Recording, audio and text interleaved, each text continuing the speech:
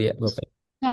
Baik. Selamat Selamat siang. pagi, Nah, Bapak. kita coba lanjutkan mengenai desiminasi bagian penelitian. Jadi, desiminasi hasil penelitian yang akan direview oleh Bapak Salman Farisi, Eskom Mkom. Mungkin untuk mempersingkat waktu, nah ini kita persilahkan Pak Salman. Jika ada yang mungkin mau duluan, mungkin langsung saja. Dengan saya, dengan Eh, Akrom dan Bu Leni, Pak. Boleh. Pak Akrom. Ya, oke saya share dulu, Pak ya. habis Pak habis Pak Akrom saya ya Pak Samso ya. Oke, baik. Mungkin Soalnya jam setelah 2 saya setelah ada itu meeting. lanjut lanjut ini ya, Bapak Ibu. Lanjut sesuai dengan jadwal ya. Kalau tidak ada yang urgent. Pak Pak Samso, Yes, ya Pak. Pak Samso. Ya Pak. Eh, habis Pak Akrom mungkin saya Pak. Soalnya jam 2 saya ada meeting soalnya. Baik, baik, baik, Bapak. Ya, Baik, mungkin mungkin bisa baik. ini. Silakan. Makasih Pak.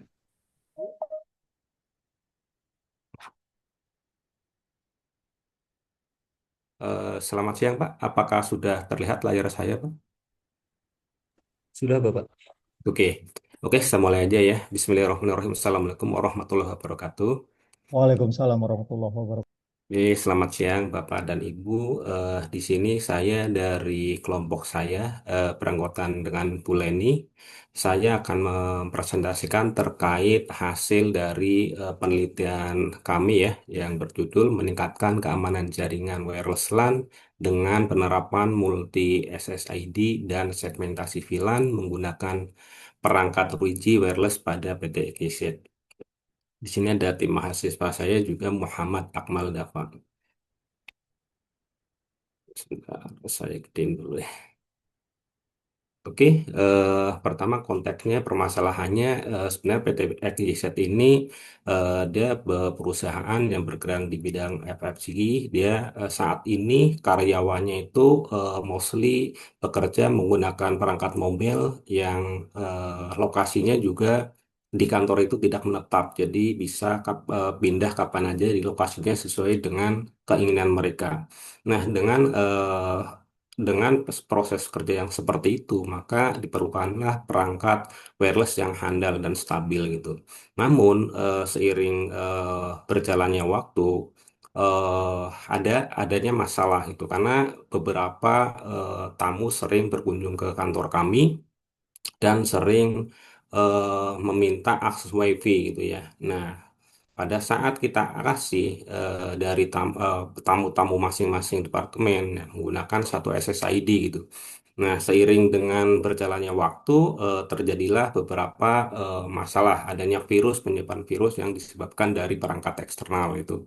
Nah, berangkat dari situ, maka kami mencoba untuk mengatasi masalah itu dengan membuat multi SSID untuk perangkat WiFi. Jadi untuk akses karyawan menggunakan SSID sendiri, tamu juga SSID sendiri. Jadi tidak tercampur dengan koneksi antara karyawan dengan tamu atau staf-staf yang sifatnya hanya sementara gitu. Oke, di sini saya jelaskan sedikit mungkin multi SSID itu seperti apa. Jadi sebuah fitur yang terdapat pada perangkat akses point atau AP atau router dan kabel yang memungkinkan satu perangkat fisik untuk memancarkan lebih dari satu nama jaringan WiFi atau SSID. Segmentasi VLAN adalah teknologi jaringan yang memungkinkan kamu untuk membagi suatu jaringan fisik menjadi beberapa jaringan logis dengan VLAN. Jadi perangkat yang terhubung ke switch yang sama bisa dipisahkan dalam grup jaringan yang berbeda, seolah-olah memiliki perangkat yang berbeda. Oke, ya wireless Ruiji ini adalah penyedia solusi jaringan perusahaan terkemuka, terutama dikenal karena penawaran yang kuat di bidang jaringan nirkabel atau wireless. Nah, ini perangkat yang dibutuhkan di sini ada Ruiji APRJ40L, 840L. Di sini saya menggunakan ada topologinya seperti ini, jadi ada router juga. Di sini ada dua SSID ya, dipisah di sini untuk VLAN-nya. Jadi masing-masing SSID akan mengakses ke VLAN yang berbeda gitu. Nah, di sini metodologinya seperti pada umumnya, jadi ada desain penelitian, pendekatan jenis riset, ruang lingkup, subjek dan objek, cakupan kriteria, fokus, verbal, dan pengumpulan data, dan terakhir analisis data.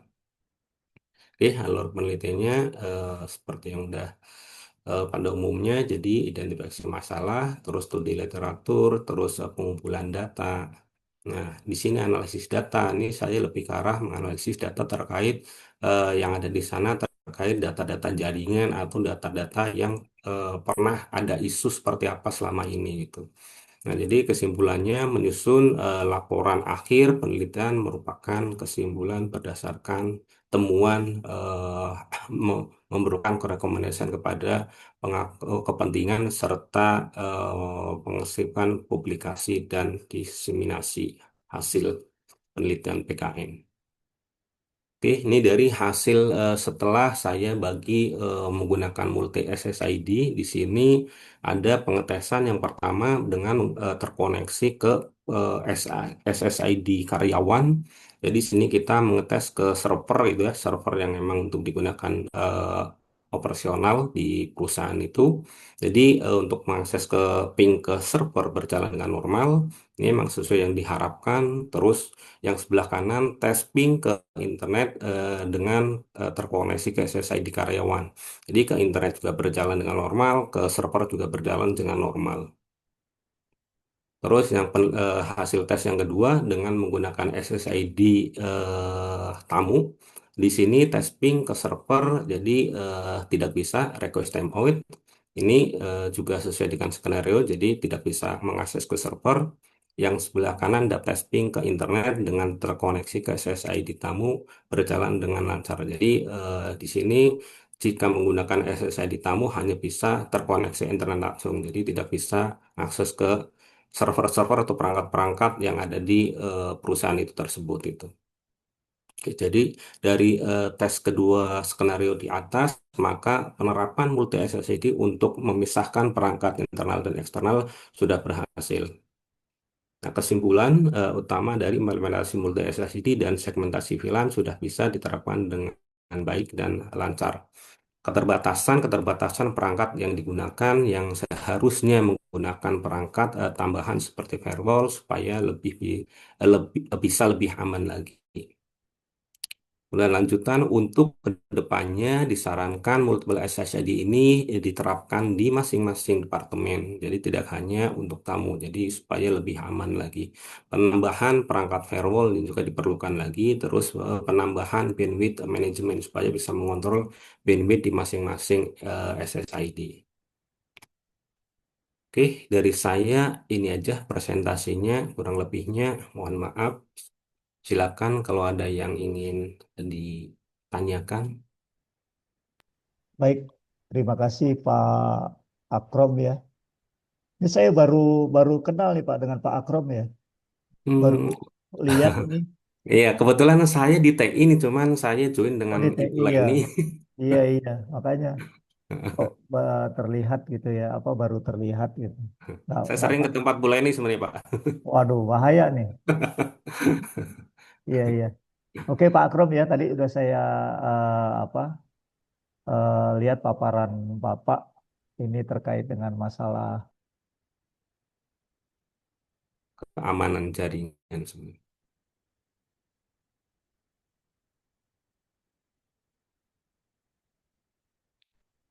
Halo?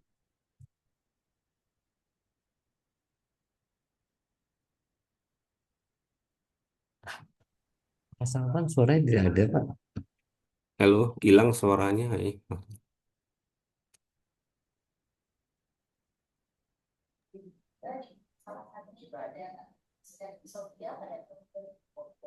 Iya ini jaringannya nih Pak agak apa putus nyambung nih ya mungkin lagi banyak trafficnya kan pada streaming semua nih jadi agak lambat. Oke ya menarik ya Pak Akrom ya kalau saya lihat tadi apa presentasinya ini tentang jaringan khususnya membahas tentang multi SSID ya multiple service set identifier. Iya, Jadi ini perangkat ini kalau saya lihat banyak cukup banyak juga dipakai di beberapa perusahaan. betul. Pertama Terutama untuk di ya Unpam juga pakai ini, Pak. ya ya untuk menghindari Pak ya. Jadi biar Nah, tidak ada intruder atau ada hal lain yang bisa menyusupi di jaringan kita. Eh, Concern saya sih cuma ini aja Pak. Ini sudah diimplementasikan ya Pak ya? sudah, Pak, sudah. Sudah ya. Tadi Hmm. di perusahaan mana Pak? Di perusahaan EBC, Pak. ABC ya. Oke. Iya. Nah untuk luarannya sendiri Pak, udah ada belum misalnya apa terkait dengan publikasinya, misalnya jurnalnya gitu. Jurnalnya masih belum terbit, tapi sudah saya proses, Pak. Sudah diproses ya Pak ya? Iya. Oke kalau begitu Pak. Ya saya rasa cukup Pak ya untuk apa presentasinya ya. Karena Oke, Bapak Pak. mungkin keterbatasan waktu ya. Oke, Pak. Terus Terima kasih, juga Pak. Saya ya izin nanti dilanjutkan dengan Bu Leni, Pak. siap siap siap. Oke Oke, Pak. Pak. Ya Terima silakan kasih, Pak. Bapak Ya. semuanya. Oke, yuk, izin leave. Nah mungkin yang berikutnya Pak San ya. Pak San juga request ini. Iya, Pak. Ya ini pada mau buru-buru semua. Kemana sih ini? Maaf, Pak.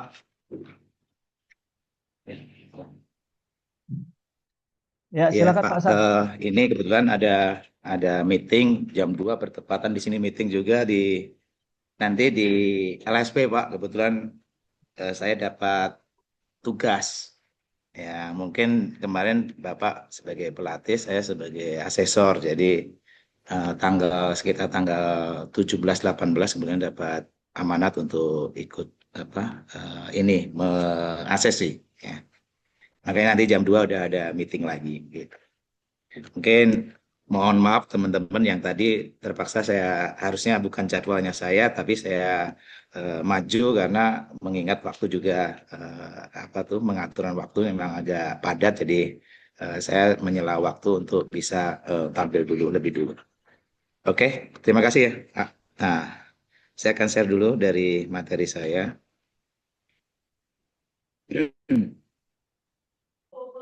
Tes. Sudah masuk ya? Oke ya, bisa dengar semuanya ya, Bapak Ibu. Ya, sudah Pak.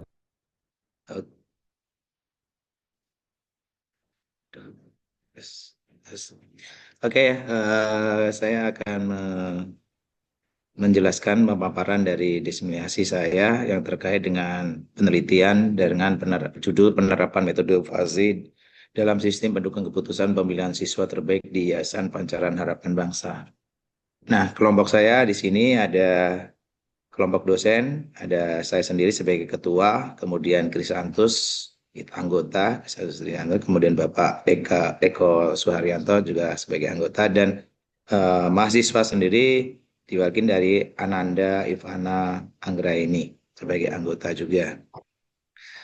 Kebetulan metode ini di Yayasan Pancaran Harapan Bangsa ini kebetulan ada yang lokasinya ada di Jakarta, dan kebetulan di sini ada Bapak Trisianto ini sebagai ketua yayasan yang ada di situ, dan kita melakukan penelitiannya yang ada di dalam perusahaan tersebut atau instansi tersebut. Oke, next Pak Samson.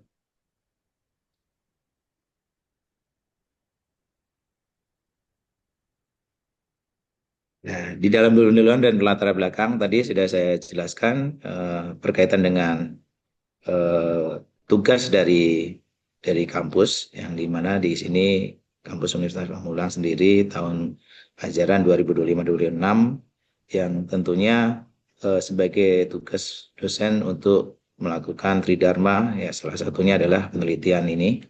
Nah, ini kita fokus dengan penggunaan sistem pendukung keputusan yang kebetulan di mata kuliahnya juga ada di semester 4 ya, kalau nggak salah di sistem informasi, prodi sistem informasi ada pendukungan sistem pendukung keputusan.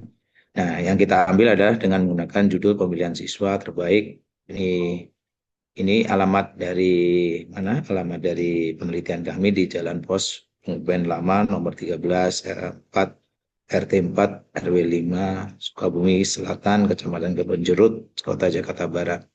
Nah, konteks masalah yang muncul. Ya, ini dari wawancaranya, kebetulan saya wawancara langsung dari Pak Kris sendiri yang kebetulan sebagai ketua yayasan. Di situ ada pemilihan setiap tahunnya, selalu ada pemilihan siswa terbaik yang nantinya akan diumumkan di acara graduation. Biasanya di graduation di acara. Nah, sistem di situ masih dilakukan secara manual. Manualnya seperti apa? Manualnya itu sebagai kayak menentukan kuesioner, dan nantinya kuesionernya masih menggunakan apa?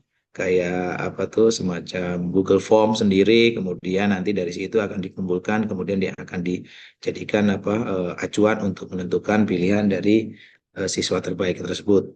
Nah, kemudian gimana caranya untuk menentukan itu? Maka masalah muncul di situ, kemudian kita kelompok kita akan menggunakan permasalahan itu dengan menggunakan sistem pendukung keputusan, itu SPK. Urgensinya di sini, penelitian ini penting karena proses pemilihan siswa terbaik yang masih manual itu menimbulkan subjektif, kurang konsisten ya, kemudian tidak efisien.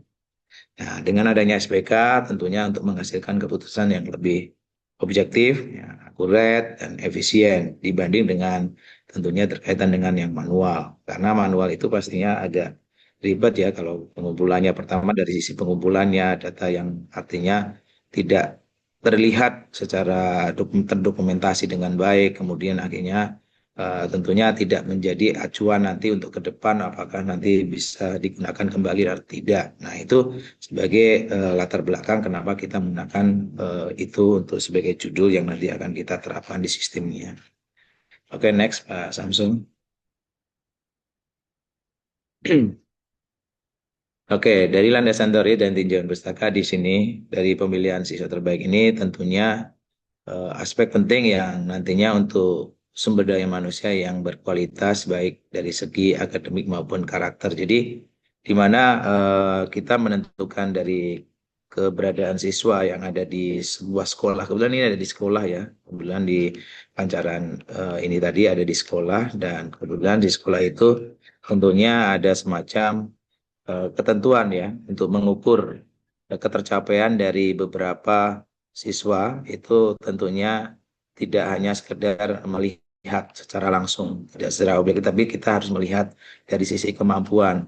Jadi tidak bisa melihat secara ini aja, pandangan kita melihat bahwa itu, oh ini orangnya baik atau enggak siswanya atau gimana. Nah, tapi berdasarkan dari penilaian-penilaian yang tentunya mengacu dari beberapa kriteria yang sudah ditetapkan oleh sekolah tersebut. Nah, kemudian di bagian kriteria di sini tentunya ada beberapa ketentuan di bagian Yayasan Pancaran Harapan Bangsa ini menentukan kriteria yang sudah disepakatin, yaitu dari sisi tentunya ada nilai akademik yang ditetapkan, kemudian kehadiran, jumlah kehadiran yang dari siswa tersebut, kemudian sikap pelaksanaan yang ada selama di sekolah itu seperti apa, kemudian keaktifan. Keaktifan ini bisa keterlibatan dari ini ya, semacam kayak organisasi yang ada di sekolah, kemudian keikutsertaan yang apa berkaitan dengan kegiatan yang ada di sekolah yang sudah ada. Nah, itu ada ditetapkan di sebagai acuan untuk kriteria apakah dia termasuk yang aktif atau tidak. Nah, itu siswa itu akan terpilih menjadi terbaik atau tidak. Nah, gitu. Nah, kemudian kita mengambil SPK ini berbasis metode FASI. Kenapa kita menggunakan metode FASI? Tentunya kita pada saat melakukan penelitian yang terdahulu, yang sebelum-sebelumnya dibanding dengan SPK lain, mungkin di sini bisa kita lihat dalam menangani ketidakpastian data ya, yang tentunya bersifat subjektif dalam proses penilaian. Nah, kemudian dalam pemilihan siswa yang terbaik mendapat kriteria yang tidak dapat diukur secara pasti ya, tentunya ya, seperti contohnya sikap, kemudian keaktifan, sehingga membutuhkan apa? Pendekatan yang tentunya lebih fleksibel. Nah, mungkin selain itu juga mungkin metode FASI ini yang dapat mengolah dan dengan data yang kuantitatif dan kualitatif ya, tentunya secara bersamaan, serta memberikan penilaian dalam bentuk ya keanggotaan. Kita kebetulan 0 sampai 1 kan kebetulan sih. Nah, kemudian sehingga dalam penilaian itu menjadi lebih realistis ya. Nah, metode ini juga menggunakan aturan rule ya, kemudian menyerupai cara berpikir manusia sehingga keputusan itu dihasilkan secara lebih logis, objektif ya, di situ mudah dan mudah dipahami. Oke, nah sekarang lanjut lagi Pak Samsul. Nah, ini alur pelaksanaan ya dalam penelitian. Nih ada beberapa tahap ya. Jadi tahap identifikasi masalah biasa ya, kita mengecek suatu permasalahan yang terjadi pada saat kita melakukan observasi. Nah, di situ akan kita lihat kriteria berdasarkan kriteria yang ada itu dari nilai akademik dalam bentuk apa semacam dokumen, kemudian kehadiran, kemudian sikap, kemudian keaktifan itu kita dalam bentuk dokumen yang ada di berkas-berkas yang ada di sekolah tersebut. Kemudian setelah itu kita mulai menganalisa kebutuhan sistem itu dari SPK sendiri yang akan dibangun ya, yang akan dibangun kemudian menentukan berdasarkan kriteria dan bobot penilaian. Nah, bobot ini nanti akan diputuskan dari pihak yang ada di sekolah tersebut. Nah, yang kita ambil adalah sampelnya dari petinggi biasanya. Petinggi itu menentukan bobot kira-kira untuk akademik itu kira-kira poinnya berapa, kehadiran berapa, sikap dan keaktifan itu ada pembandingannya seberapa.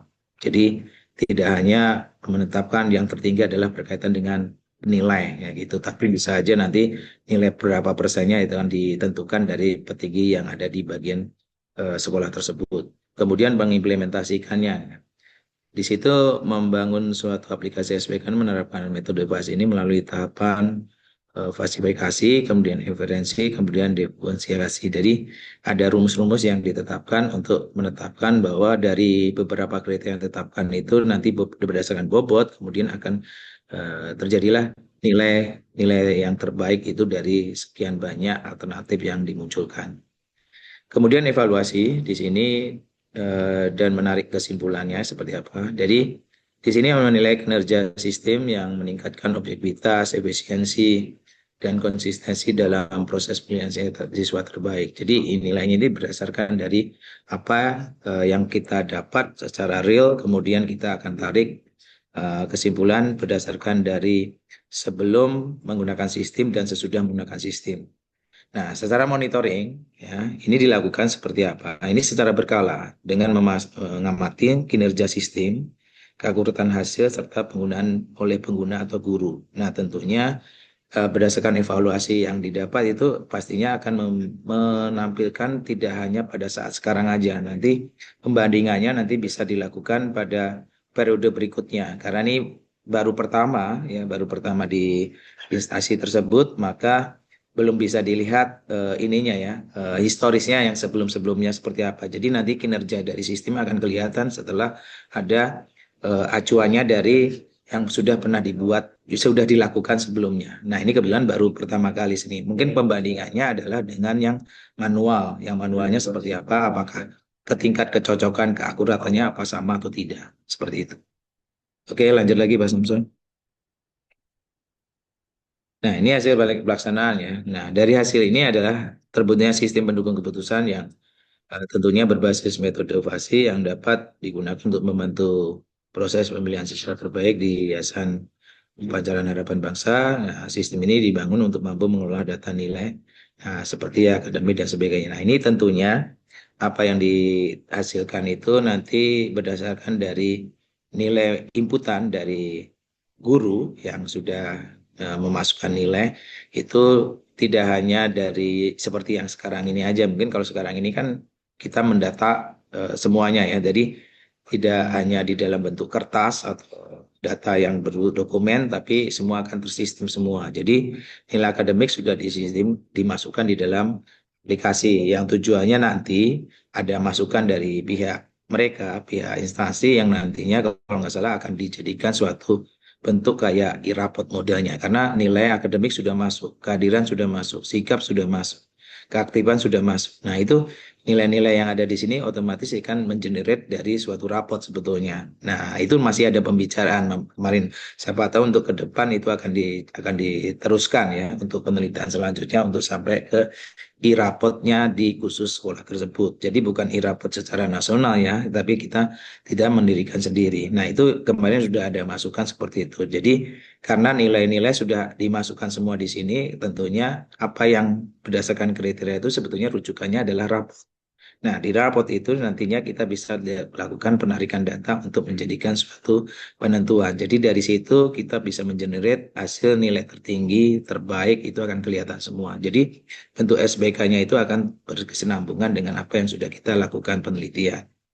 Kemudian dalam peningkatan literasi digital, di sini tentunya untuk memastikan guru, staf itu benar-benar memahami dari sistem yang ada, kemudian bisa menggunakan. Tentunya pastinya menggunakan itu pastinya ada butuh ini ya waktu ya. Dalam waktu itu pastinya kita akan memberikan arahan dan sebagainya untuk membiasakan guru tersebut bisa melakukan penginputan dan sebagainya. Oke, lanjut Pak Samsul. Nah, dari semua itu kita akan simpulkan dan saran yang akan dimasukkan di sini. Simpul utama di sini adalah dengan adanya sistem SBK ini yang menggunakan VC mampu membantu proses pemilihan siswa terbaik di Yayasan Pancaranya dengan lebih objektif, akurat dan efisien. Jadi tentunya efisien ini dari sisi waktu ya. Mungkin kalau sementara sekarang ini kan ada kerjanya 2 kali.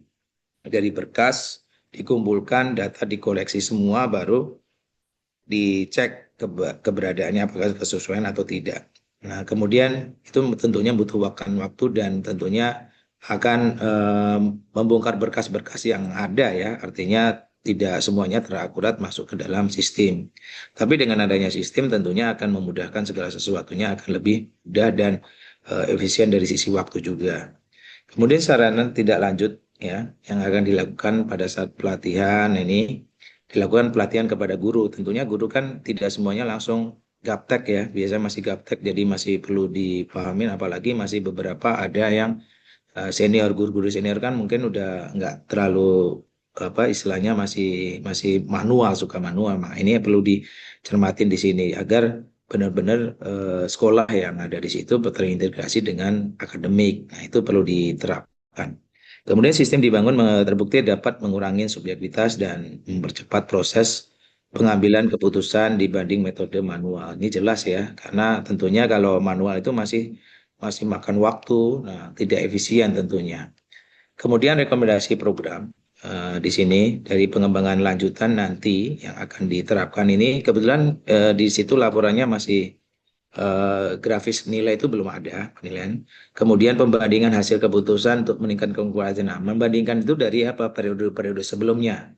Jadi periode-periode yang lain, yang sebelumnya itu ya tahun kemarin itu belum ada, kebetulan masih menggunakan manual. Nah, ini mungkin bisa diterapkan kalau sudah dijalankan pada periode yang selanjutnya itu maksudnya tahun depan. Nah, tahun depan itu udah ada pembandingnya dengan tahun yang sekarang mungkin. Ini kan kebetulan baru jadi belum bisa diterapkan untuk membandingkan. Maka ini belum masih ada rekomendasi program untuk pembandingan. Kemudian program ini juga dapat diperluas dari penerapan untuk kebutuhan pengambilan keputusan lain. Nah, bisa aja tidak hanya keputusan untuk siswa terbaik, tapi bisa aja nanti kemudian hari akan dikembangkan lagi misalnya di sekolah kan pasti ada semacam pilihan karyawan terbaik juga bisa, atau misalnya pilihan OSIS juga bisa. Nah, itu bisa dikembangkan di situ. Nah, termasuk salah satunya ini adalah menentukan siswa berprestasi di bidang tertentu. Karena tingkatannya bukan SMK, tapi ini SMA, maka di situ bisa ditetapkan prestasi apa. Kemudian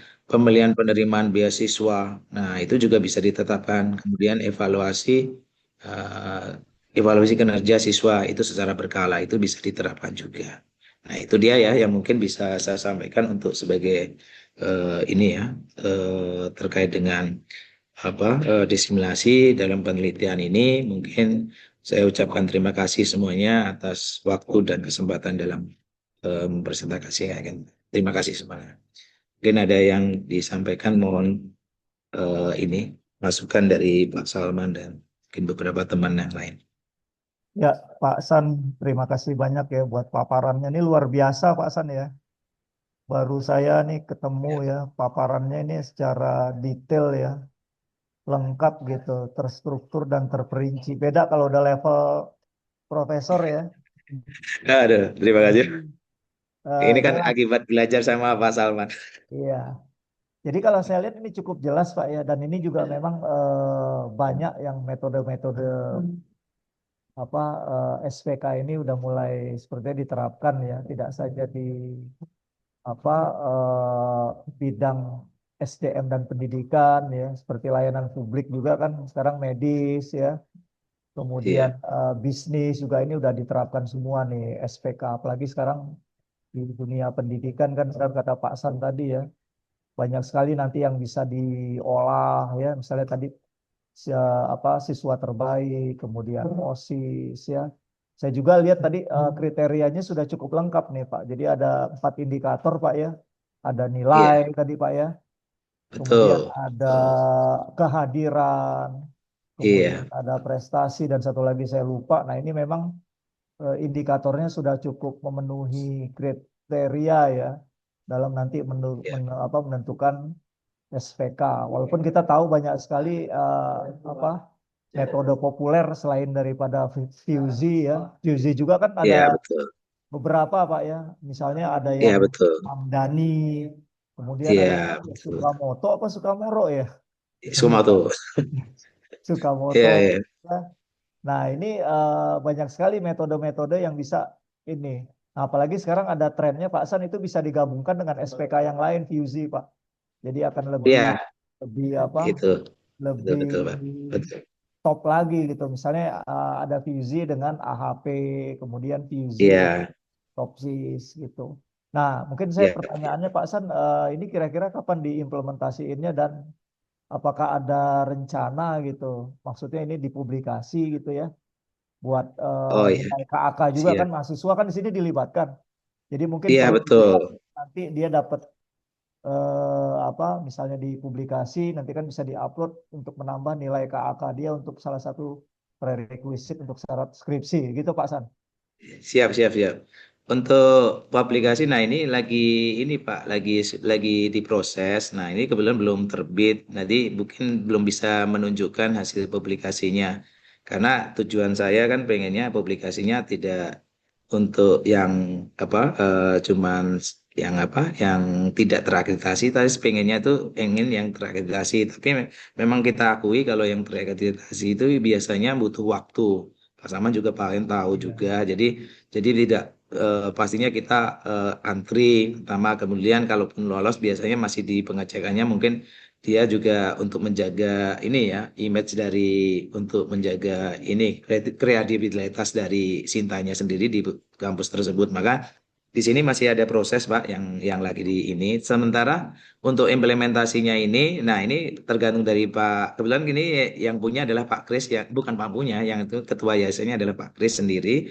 Nah untuk implementasinya ini nanti akan menunggu waktu kosongnya di jadwalnya guru karena guru ini masih statusnya masih aktif. Nah nanti biasanya hari liburnya guru kan biasanya akhir semester sama kayak kita biasanya akhir semester itu biasanya butuh apa tuh kekosongan. Nah itu bisa semacam kayak training itu akan dilangsungkan di situ karena biasanya dimasukkan diagendakan itu pas pada saat rakernya guru itu ada waktu untuk menunjukkan hasil implementasinya entah itu software atau apa entah tidak hanya di bagian yang kita teliti mungkin ada beberapa yang lain ya termasuk salah satunya yang tempat kita yang nanti akan sebagai rujukan yang nanti bisa disondingkan pada saat guru hadir di satu pertemuan ya biasanya di tempat raker itu sendiri Pak gitu Pak teman. Iya. Ini sekolahnya banyak Pak ya, nggak hanya di apa yang di Jakarta Barat aja ya. Iya, betul Pak. Jadi bisa tingkatannya juga banyak Pak. Nah, makanya yang kita coba ini adalah tingkat SMP. Nah, Iya. kebetulan Pak yang di tempat Pak Kris itu ada yayasan itu menaungin di tingkat TK, kemudian tingkat SD itu ada. Tapi kalau tingkat SMA kayaknya belum, kayaknya masih akan diusahakan bangun. Tapi ini yang kita coba yang untuk tingkat SMP-nya Pak. Iya. Berarti ini buat piloting projectnya Pak nanti ya. Kedepannya nanti bisa Betul sekali Pak nanti. implementasikan buat di Betul betul. cabang-cabangnya. Oke Pak San, terima kasih Iya. banyak. Siap, Pak. Maaf, saya Terima juga kasih banyak. ada apa rapat. Oh, udah lewat nih jam 2 nih, Pak. Eh, gak Oke. apa-apa, gak apa-apa. Oke. Izin Pak Salman dan Ya, oke teman-teman, sip. saya Ya, izin ke makasih Pak ini Sandi live ya. dulu Ya, karena memang ditunggu jam 2 ini. ya, Terima ya. kasih Pak Salman dan teman-teman Oke. semuanya. Assalamualaikum Ya. warahmatullahi wabarakatuh. Waalaikumsalam warahmatullahi. Oke ya, mungkin selanjutnya silahkan ya dari Bu Listi ya,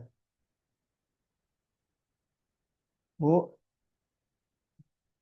Bengong Bu, Ya, Pak. dulu Bu. Oh, saya duluan, Pak.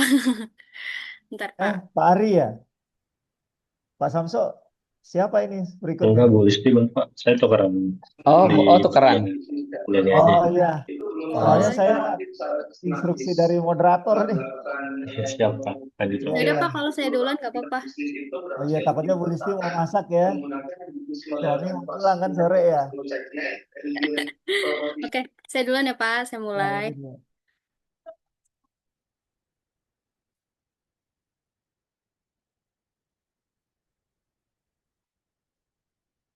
Bentar, Pak.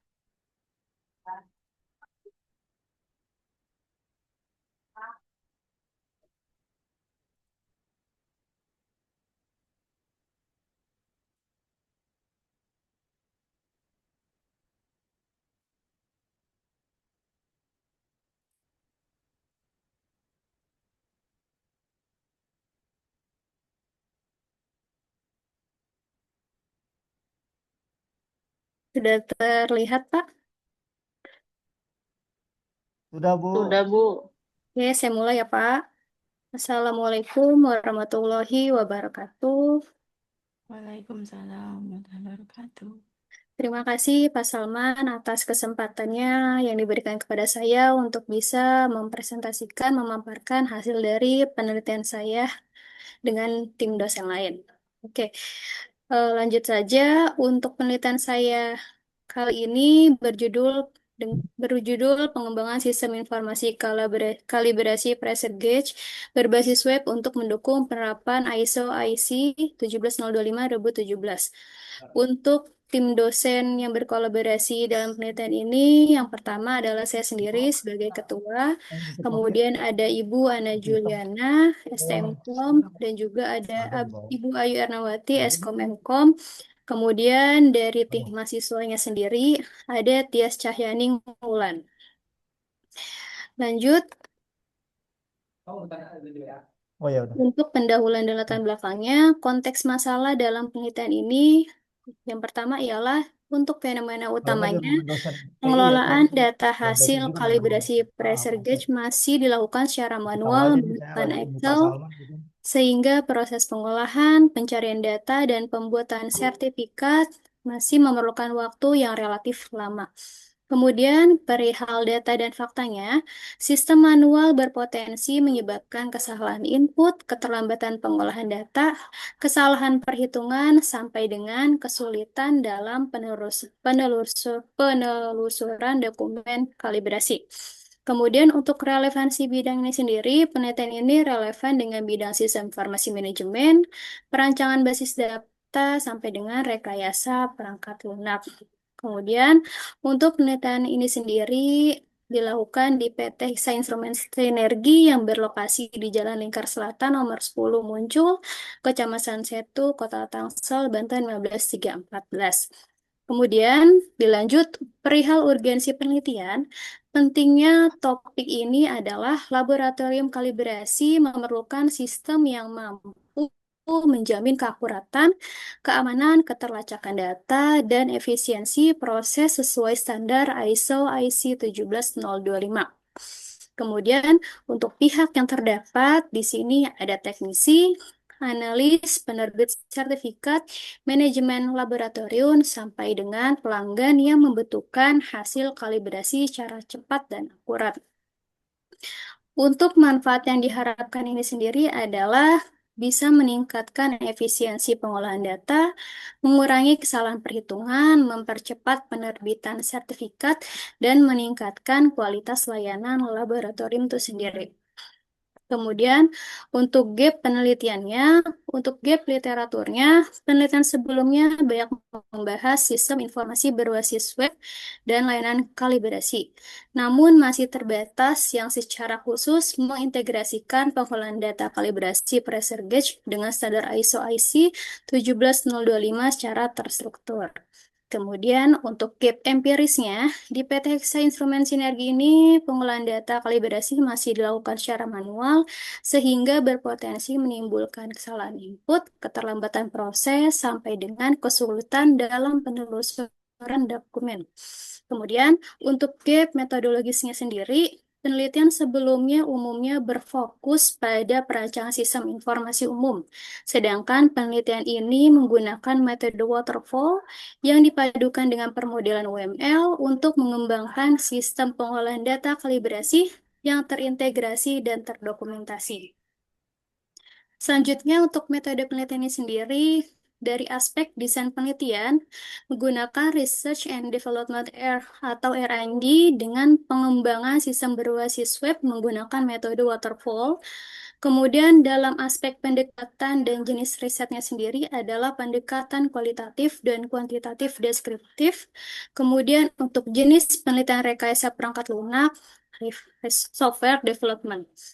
Selanjutnya, untuk ruang lingkupnya sendiri adalah pengolahan data kalibrasi pressure gauge, monitoring proses kalibrasi, sampai dengan penerbitan sertifikat berbasis web.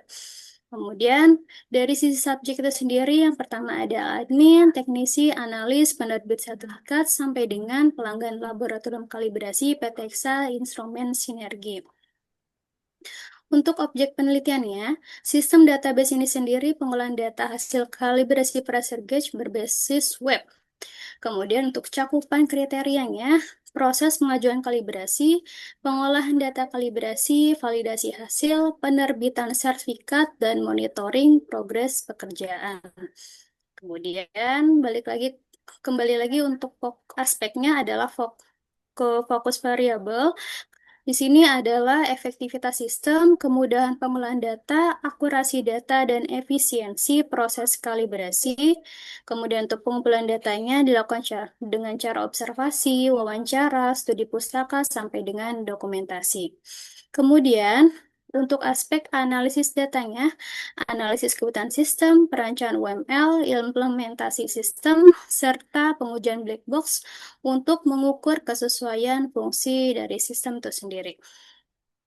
Kemudian, untuk alur penelitiannya, yang pertama adalah identifikasi masalah. Di sini dilakukan mengidentifikasi kendala pengolahan data kalibrasi yang masih manual. Kemudian selanjutnya dilakukan studi literatur yang mana mengkaji penelitian terdahulu, sistem informasi database dan ISO IC 17025. Kemudian dilanjutkan dengan pengumpulan data yang mana di sini dilakukan observasi, wawancara, dokumentasi, proses bisnis, laboratorium. Kemudian tahap selanjutnya adalah analisis data, yang mana dalam analisis data melakukan kegiatan berupa analisis kebutuhan pengguna dan kebutuhan sistem. Selanjutnya, dalam perancangan sistem dilakukan kegiatan membuat UML, database, dan rancangan antarmuka. Kemudian, dalam implementasi sistem itu sendiri dilakukan kegiatan pengembangan sistem menggunakan PHP, MySQL, dan CodeIgniter. Selanjutnya, dalam pengujian sistem dilakukan kegiatan berupa melakukan black box testing pada seluruh fitur sistem, sampai dengan akhirnya dapat dibuat sebuah kesimpulan yang mana menilai keberhasilan sistem dan memberikan rekomendasi pengembangan. Kemudian, hasil dari penelitian ini sendiri adalah sistem database kalibrasi ini berbasis web berhasil dikembangkan. Kemudian, seluruh fitur berfungsi dengan baik berdasarkan black box testing. Selanjutnya, sistem meningkatkan efisiensi dan akurasi pengolahan data kalibrasi. Kemudian, untuk temuan utamanya di sini ada 3. Yang pertama adalah pengolahan data manual kurang efektif dan rentan kesalahan. Yang kedua adalah sistem terintegrasi mempercepat proses kalibrasi dan penerbitan sertifikat. Kemudian yang terakhir atau yang ketiga, mendukung digitalisasi laboratorium sesuai standar ISO IC 17025. Selanjutnya, lanjutan hasil penelitian sendiri adalah yang pertama, digitalisasi pengolahan data kalibrasi. Selanjutnya, integrasi proses kalibrasi hingga penerbitan sertifikat. Kemudian, peningkatan efisiensi dan akurasi pengolahan data sampai dengan dukungan terhadap penerapan standar ISO IC 17025. Kemudian di sini untuk perbandingan kajiannya mendukung sejalan dengan penelitian Islamiyah dan kawan-kawan tahun 2019 dan Hendrawan tahun 2020 bahwa sistem berbasis web bisa meningkatkan efisiensi pengelolaan data. Berbeda dengan fokus pada pengolahan data hasil kalibrasi pressure gauge, bukan sistem informasi umum. Kemudian di sini bisa memperluas mengintegrasikan seluruh proses kalibrasi dan penerbitan sertifikat sesuai ISO IC 17025 dalam satu platform. Selanjutnya, untuk kesimpulan dan saran ini sendiri, yang pertama dari kesimpulan utama, yang pertama adalah sistem database pengolahan data hasil kalibrasi pressure gauge-nya berbasis web ini bisa berhasil dikembangkan menggunakan PHP, MySQL, dan CodeIgniter.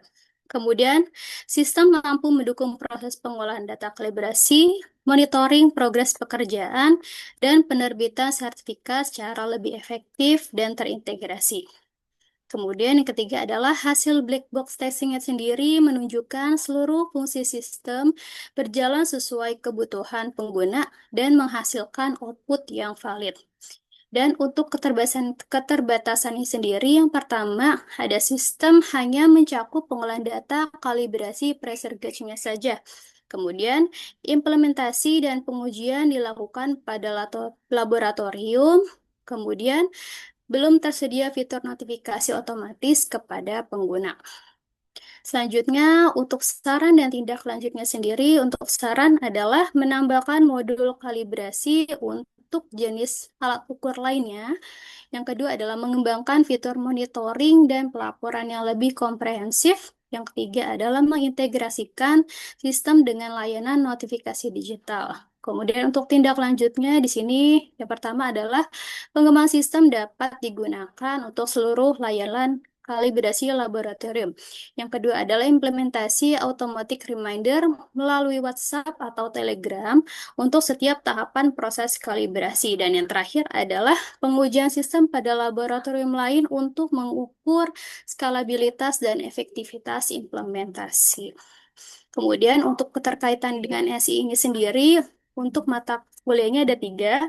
Yang pertama ada sistem informasi manajemen karena di sini menghasilkan informasi yang mendukung operasional laboratorium dan pengambilan keputusan. Kemudian untuk mata kuliah perancangan basis data sendiri karena membangun database terintegrasi untuk mengelola data pelanggan, alat, dan hasil kalibrasi. Dan yang terakhir, untuk mata kuliah RPL atau rekayasa perangkat lunak, karena relevan dalam hal menggunakan tahapan pengembangan sistem mulai dari analisis kebutuhan, perancangan, implementasi, hingga pengujian black box untuk menghasilkan aplikasi berbasis web yang sesuai kebutuhan pengguna. Kemudian untuk metodologi penelitiannya, penelitian ini menggunakan metode research and development dengan metode waterfall karena tujuan penelitian ini adalah menghasilkan sistem data berbasis web. Sehingga waterfall di sini dipilih karena kebutuhan sistem sudah jelas sejak awal dan proses pengembangan dapat dilakukan secara terstruktur, mulai dari analisis kebutuhan, desain implementasi, hingga pengujian menggunakan black box testing untuk memastikan sistem berjalan sesuai kebutuhan laboratorium. Sekian, terima kasih. Sekian pemaparan dari hasil penelitian kami. Ya, baik Bu. Saya mewakili Pak Samso ini lagi keluar sebentar. Jadi menarik nih Bu, Listi ya, paparannya ini tentang ISO ya. Kemudian keterkaitannya juga dengan bentuk kalibrasi ya. Jadi penting sekali biasanya kita ini untuk menentukan satu kebenaran ya perlu dilakukan semacam kalibrasi atau pengukuran. Tentunya pasti dikomparasi nih dengan yang sudah terakreditasi ya. Kebetulan kan nih menggunakan ISO ya atau IEC ya Iya, Pak. 17025. Nah, biasanya ini bergandengan nih Bu dengan ISO 9001 gitu. Kalau ISO IEC 17025 ini kan fokusnya di lab ya, laboratorium. Iya, betul, Pak. Ya. Nah, kalau di ISO 9001 ini biasanya di manajemen nih. Ya, Hmm. kebetulan saya juga pernah jadi koordinator untuk ISO juga ya, jadi agak sedikit ngerti gitu tentang apa ISO. Nah, biasanya ini digabung nih Bu, disandingkan gitu supaya akan terlihat sempurna gitu. Jadi dari sisi ISO 9001 itu dari sisi manajemen mutu organisasinya ya. Nah, kemudian Iya, kalau yang ISO IEC 17025 ini untuk kompetensi laboratoriumnya gitu. iya, Nah, ini betul. kan kalau saya lihat saya belum apa melihat di presentasi tadi kan ini tentang laboratorium ya Bu ya, ada Iya, Pak. R&D-nya, kemudian pengujiannya juga kalau saya lihat kan masih menggunakan black box ya, jadi Iya, mungkin masih tahap pengujian secara aplikasi ya. Kalau white box kan codingannya, ya itu nggak mungkin dilakukan, pasti menggunakan yang black box. Nah ini iya. kalau boleh saya tahu Bu, untuk labnya sendiri ini yang digunakan itu apakah ada lab lingkungan gitu ya atau lab teknologi informasi. Kalau lab TI kan biasanya jaringan ya keamanan. Kemudian kalau misalnya ada laboratorium apa ya untuk kalibrasi misalnya yang di ini tuh timbangan termometer ya dan lain Iya, sebagainya. betul. Nah ini Ibu ke arah mana nih? Apa selain dari itu lingkungan juga kan ada ya untuk tes Tidak, lingkungan Pak. itu Jadi kalibrasi. dia hanya sebatas alat-alat kesehatan aja, Pak. Oh Salah satu alat contohnya, kesehatan, alkes ya. iya, Alkes, Pak. Oke oke oke iya iya iya. Jadi ya iya sih memang banyak ya apa Iya, pengukuran-pengukuran atau pengujian-pengujian yang bisa di ini. Nah, nanti ini hasilnya akan dituangkan dalam akreditasi ya, Bu ya. Nanti hasilnya ini. rencananya seperti itu, cuma belum tahu ke depannya gimana, Pak. Belum ya. Karena kan untuk Iya, pengesahannya ya, kalau memang ini sudah dijadikan standarisasi kan berarti harus dilakukan akreditasi ya. iya Biasanya kan betul. kalau nggak salah itu ada apa urusan akreditasi nasionalnya kalau nggak salah komite ya kan ya yang Iya, untuk ngurusin masalah apa akreditasi. Nah, untuk sekarang ini sudah diimplementasikan belum, Bu, di tempat ini? Apa di masih dalam? tempatnya sudah dipakai, cuma sepertinya tidak dilanjutkan sih, Pak. Karena Oh, gitu. ada punya aplikasi yang terbaru lagi. Oh, oke, oke, oke. Ada rencana mungkin ini dipublikasi? Publikasi Oh, sudah ada rencana, Pak. Insya Allah terbit Agustus. oh, terbit Agustus. Iya. Sinta berapa, Bu? Sinta 4 insya Allah, Pak. Oh, Sinta 4 ya. Oke, oke. Ya, lumayan, Bu, buat nambah-nambah kum ya. Iya, betul, Pak. Gitu. Bisa diklaim kan kalau udah Jafung, Pak. Bisa, gitu. Tapi jangan lupa, Bu, ada 2,5%, Bu. Oh iya, pasti. Iya. Kalau enggak, nih macet nih ininya nilainya nih. Ya, enggak bercanda. Betul, betul. Oke Bu, ini juga saya mohon maaf ya, karena Iya, jam 3 juga saya ada apa acara juga nih gitu ya, bukan pasan aja. Kita juga punya acara ya, jadi mungkin iya, nanti agak cepat aja ya presentasinya, mungkin yang poin-poin pentingnya aja ya, iya. gitu. Yang poin-poin pentingnya aja ya, karena jam 3 nih saya ada kegiatan juga nih. Tadi kita banyak mundurnya sih ya, teknis banyak ada kendala ya, jadi agak terganggu sedikit ya ini. Baik Bu Listi, terima kasih banyak ya atas Baik, terima paparannya. kasih kembali Pak Salman atas masukannya.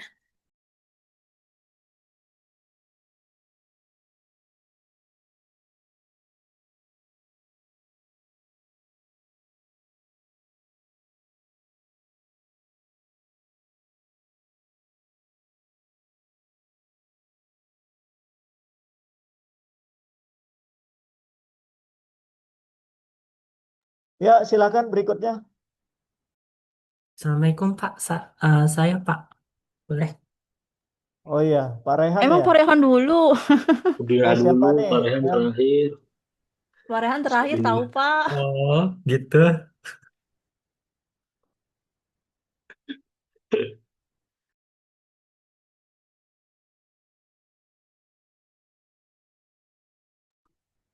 Budia, duluan nih Budia. Boleh Pak Rehan, saya duluan.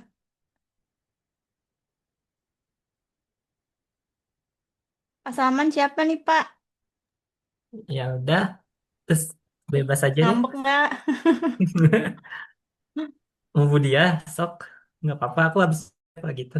Ya udah, Sesuai jadwal Budia dulu. ya oke. Mulai ini kan saya, baru Pak Rehan.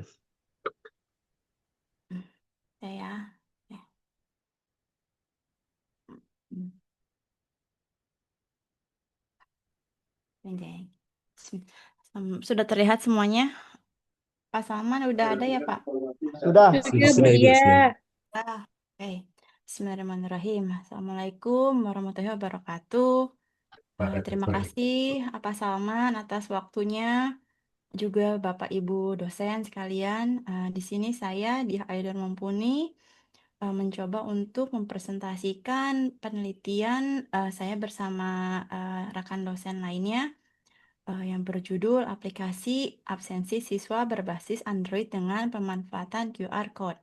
Di sini saya berdua dengan teman saya sendiri Dosen di Ainur Jelina Mumpuni yang mana sih, Pak? sebagai ketua. Kenapa Pak?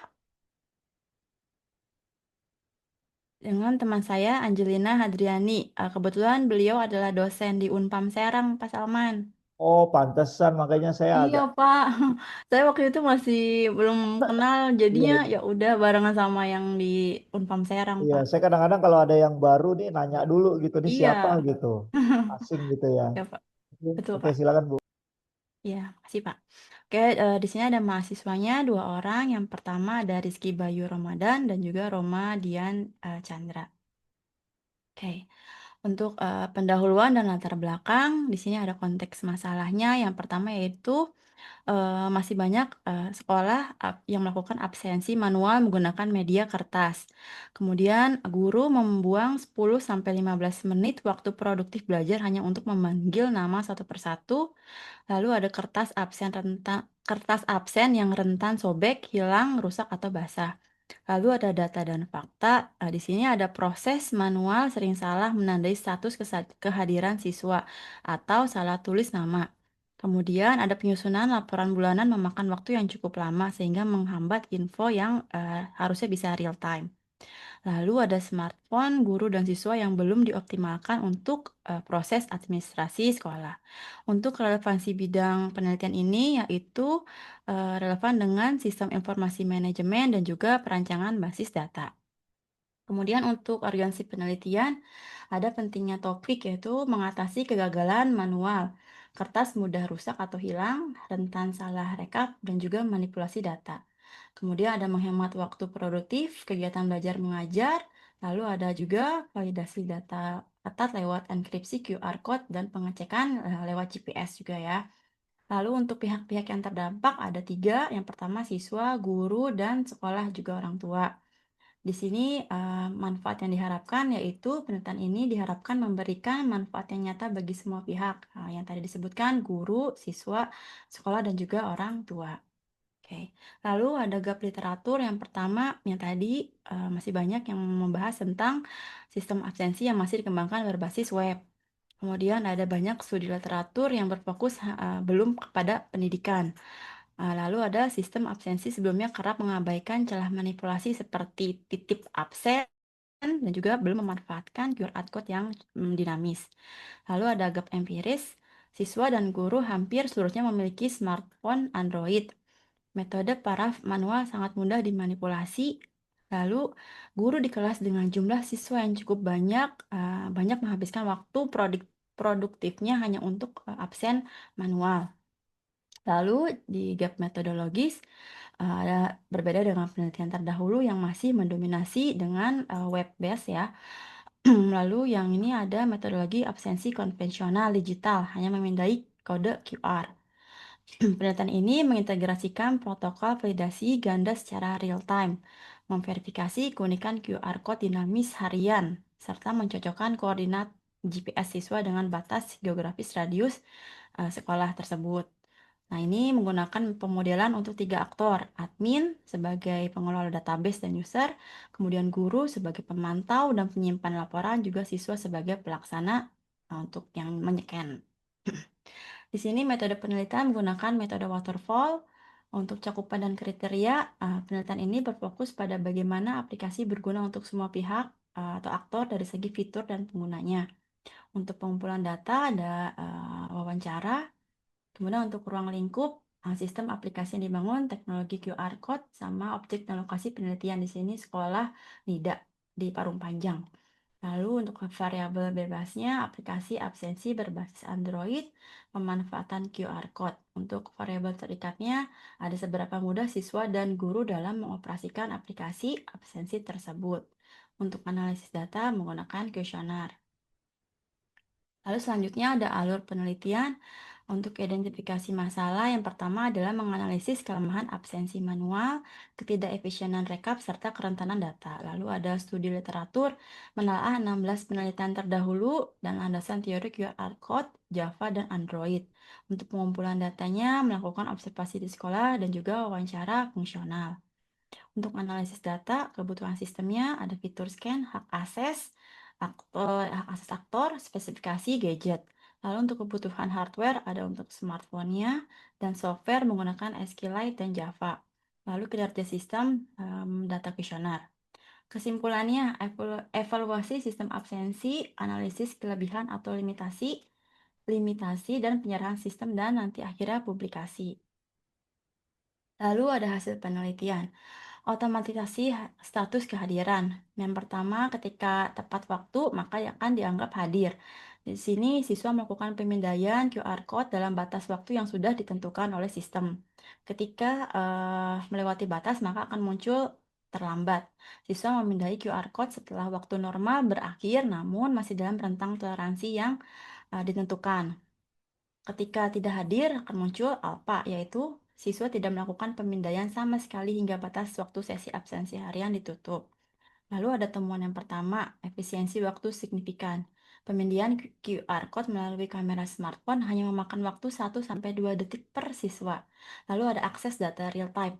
Data dari handphone siswa langsung tercatat sehingga guru dapat memantau saat itu juga. Lalu ada pembagian peran atau use case-nya, mendefinisikan hak akses di mana admin menginput data utama, lalu guru mengkonfirmasi sesi dan siswa hanya melakukan scanning saja. Lalu setelah itu ada lanjutan hasil penelitian. Keamanan dan integritas data. Nah, ini 3 lapis pengamanan sistem absensi untuk mencegah kecurangan berupa titip absen secara luring. Lalu validasi ganda. Saat siswa memindai QR Code, koordinat lokasi dikirim ke backend. Nah, sistem hanya menerima absensi jika koordinat siswa berada di dalam lingkungan sekolah tersebut. Kemudian ada QR Code dinamis. Nah, ini untuk mencegah siswa menyimpan gambar kode QR lalu membagikannya keluar sekolah, maka si kode QR absensi ini bersifat dinamis dan unik. Kodenya nanti akan di-generate oleh admin setiap hari untuk dengan parameter token waktu yang kadaluarsa, sehingga kode lama tidak akan valid di hari berikutnya. Kemudian ada kesimpulan dan saran. Kesimpulan utama yang pertama yaitu berhasil membangun aplikasi absensi Android terintegrasi dengan 3 aktor utama. Lalu sistem terbukti handal dalam mengklasifikasikan status yang tadi ada hadir, terlambat, atau alpha berdasarkan rentang waktu yang sudah ditentukan. Kemudian yang ketiga ada sukses menggantikan metode absensi berbasis kertas di sekolah sehingga meminimalkan human error. Lalu untuk keterbatasannya, skala implementasinya ini uji coba aplikasi masih terbatas di lingkungan sekolah NIDA saja dengan jumlah pengguna dan kelas yang masih terbatas. Kemudian optimalisasi backend dan database masih menggunakan SQLite lokal sehingga memerlukan peningkatan arsitektur. Nah, itu yang ketiga, ini ketergantungan hardware tergantung dari resolusi kamera smartphone si siswanya. Untuk saran dan tindak lanjut, yang pertama inovasi fitur keamanan. Nah, diharapkan nanti dapat mengembangkan fitur biometrik, pemindaian dengan sidik jari atau pengenalan wajah. sebagai validasi tambahan pada aplikasi Android gitu. Dan juga diharapkan nanti bisa mengintegrasi dengan WhatsApp sehingga bisa muncul notifikasi yang real time ke handphone orang tua atau ke nomor orang tua. Lalu ada kebijakan dan transisi digital. Diharapkan pihak sekolah dapat meresmikan peraturan absen ini sehingga dapat perubahan dari metode manual ke sistem aplikasi mobil bisa berjalan gitu dan terlaksana. Sudah. Terima kasih Pak Salman. Gitu Pak. Mohon ini Pak Iya, masukannya baik Pak Salman. Bu. Terima kasih Pak. Iya, terima kasih buat paparannya. Sebelum saya lanjutkan, mungkin saya mau sedikit nanya ke Ibu. Ini untuk eh, siswa apa Bu? SMP, SMA, apa SD nih? Ini masih kemarin untuk nyoba SD kelas 6 sih Pak. Soalnya yang SMP itu agak sulit untuk pihak manajemennya ditembusnya Pak. Nah, ini makanya saya agak Iya. khawatir Bu ya. Sepertinya agak sulit gitu ya menerapkan kalau Iya. sistem QR code. Karena kan ini pangsa pasarnya SD Bu ya. Apakah yakin ini SD di Iya makanya Pak. bawa-bawa handphone gitu? Soalnya anak saya SMP juga, SMA itu handphone ditinggal di locker Bu. Iya Pak. Jadi mungkin mendatang karena ini belum implementasi ya, mungkin Iya bisa Pak. ditawarkan dengan RFID. RFID Oh, kan dalam baik bentuk Pak. kartu ya. Ada RFID long range, ada yang RFID yang ditempel. Nah, kalau Oke untuk Pak. SD sih kayaknya sih cocok pakai kartu yang ditempel ya atau yang RFID long pada saat dia kantongin itu langsung terabsensi. Gitu. Ini Baik. mungkin saran dari saya Bu ya. Maksudnya Siap Pak. Makasih Pak. kalau diimplementasikan ini sepertinya banyak terjadi pro dan kontra nih gitu. Dari sisi lain juga mungkin kemudahan dari pihak sekolah, tapi dari sisi lain juga kemungkinan ini akan ada masalah di kemudian hari gitu. Jadi mungkin itu aja Bu dari Baik Pak. saya. Nah, untuk publikasinya sendiri gimana Bu ini? Rencananya sih mau coba nanti Pak sama teman saya yang Angel itu masih belum proses, belum tahu sih Pak nanti mau publikasi kemana. Cuma sudah Politala sih ada sih yang biasa saya publish ke Politala ada Pak. Cuma Ada ya. belum Iya, yang masih penting sih proses. nanti kalau bisa ada luarannya Bu ya, karena kan kalau Iya seperti siap yang Pak. kemarin diinfoin oleh Pak Dr. Yunus ya, jadi buat nanti di laporan akhirnya. Siap Pak Gitu. Salman.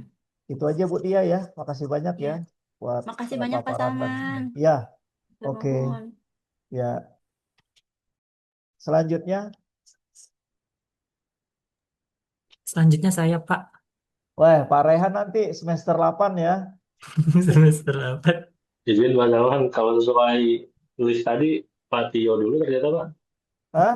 Sebentar saya lihat nih. Kalau sesuai list, Pak Pak Tio Ari, Iya. Pak Ari Catatannya ya. dulu. Kalau Ari saya ada dulu. jadwal pemotretan, jadi ini Oh, Pak boleh tadi nggak? kan Bu Ayu ya, Bu Dia, iya, dia, Bu Dia. terus Akrom, Stefanus Tio siapa? iya Stefanus nih. Oke Pak, soalnya terus Ya. terang nih Pak, terus Makanya terang, ini, aduh, acak-acakan nih Pak jadwalnya. saya terus terang agak-agak sini setelah dengar dari teman-teman rekan-rekan yang lain pada pemaparan, aduh saya agak sedikit ini, Pak. Nggak apa-apa lah Pak, sudah ini. Oke Pak, Heeh. saya langsung Iya, aja nih Pak, saya apa Pak Ari Pak? terserah Pak. Ya, Pak Ari sweet mau aja ada Pak. perlu Om nggak Tio Pak? dulu aja, Kalau Om saya- Tio. Om Tio. Oke. Nah itu. Ini eh ini kayaknya Ibu, maaf Bu Ibu dia share screen-nya. Iya, ditutup dulu Bu. Saya mungkin full aja deh biar Maaf ya Pak, lupa Pak, maaf Pak.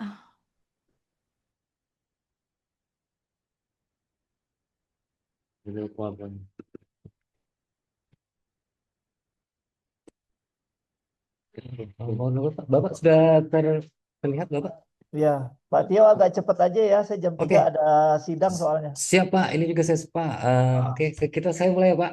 Iya, Assalamualaikum sat-sat aja ya. Oke Pak. Assalamualaikum warahmatullahi wabarakatuh. Waalaikumsalam Salam warahmatullahi wabarakatuh. sejahtera buat kita semua. Selamat sore rekan-rekan. Ini saya untuk pemaparan penelitian ini mengenai mengenai help desk, itu dengan judul penerapan extreme programming pada pada pengembangan sistem helpdesk test ticketing berbasis web studi kasusnya PT Infosys BLU. Nah, ini sebenarnya saya ini kenapa mengambil topik ini karena kebetulan juga kemarin saya juga kerja di sana dan wah, ini ternyata berhubung ini perusahaannya startup dan benar-benar bergerak di bidang kayak semacam jaringan. Nah, ini kan tentang jaringan kayak semacam vendor gitu, Pak, semacam vendor. Nah, ini butuh sering kita berurusan dengan permasalahan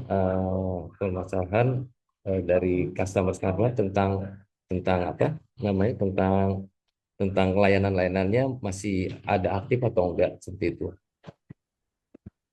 Ini untuk latar belakangnya ini saya helpdesk ini untuk saat ini masih mengandalkan tradisional, bisa dibilang tradisional seperti telepon, email, dan pesan singkat. Nah, ini kalau dengan ini untuk pengelolaan permintaan layanannya ini kurang optimal. Nah, ini kondisi ini menyebabkan resiko hilangnya informasi, tidak ada sistem yang prioritaskan penanganannya, serta kesulitan dalam memantau status penyelesaian setiap laporan. Ini untuk berdasarkan observasi kita di internal, rata-rata respon terhadap laporan itu bisa 6-8 jam. Ini terus hal ini belum memenuhi standar pelayanan perusahaan yang menetapkan responnya itu maksimal 2 jam. Untuk relevansinya ini permasalahan ini berada dalam lingkungan manajemen layanan teknologi informasi, rekayasa perangkat lunak, dan dengan fokus pengembangan sistem berbasis web untuk meningkatkan efisiensi operasional serta kualitas layanan pada pengguna. Nah, dari masalah tersebut kita menetapkan urgensi penelitiannya. Ini perusahaan dituntut untuk antisipasi lonjakan permintaan layanan tanpa adanya dokumentasi terpusat dan sistem digital berbasis real time. Perusahaan akan terus mengalami kesulitan dalam analisis performa tim teknis yang impact-nya akan menentukan loyalitas pelanggan hingga risiko kehilangan klien. Ini pihak terdampak itu manajemen dan tim teknis yang sudah kesulitan membagi beban kerja secara sistematis dan melakukan evaluasi kinerja layanan. Dan ini manfaat yang diharapkan pengembangan sistem helpdesk ticketing ini mampu meningkatkan efisiensi layanan, mempercepat waktu respon, serta meningkatkan kepuasan pelanggan. Adapun gap penelitian ada 3, gap literatur, gap evidence, dan metodologisnya.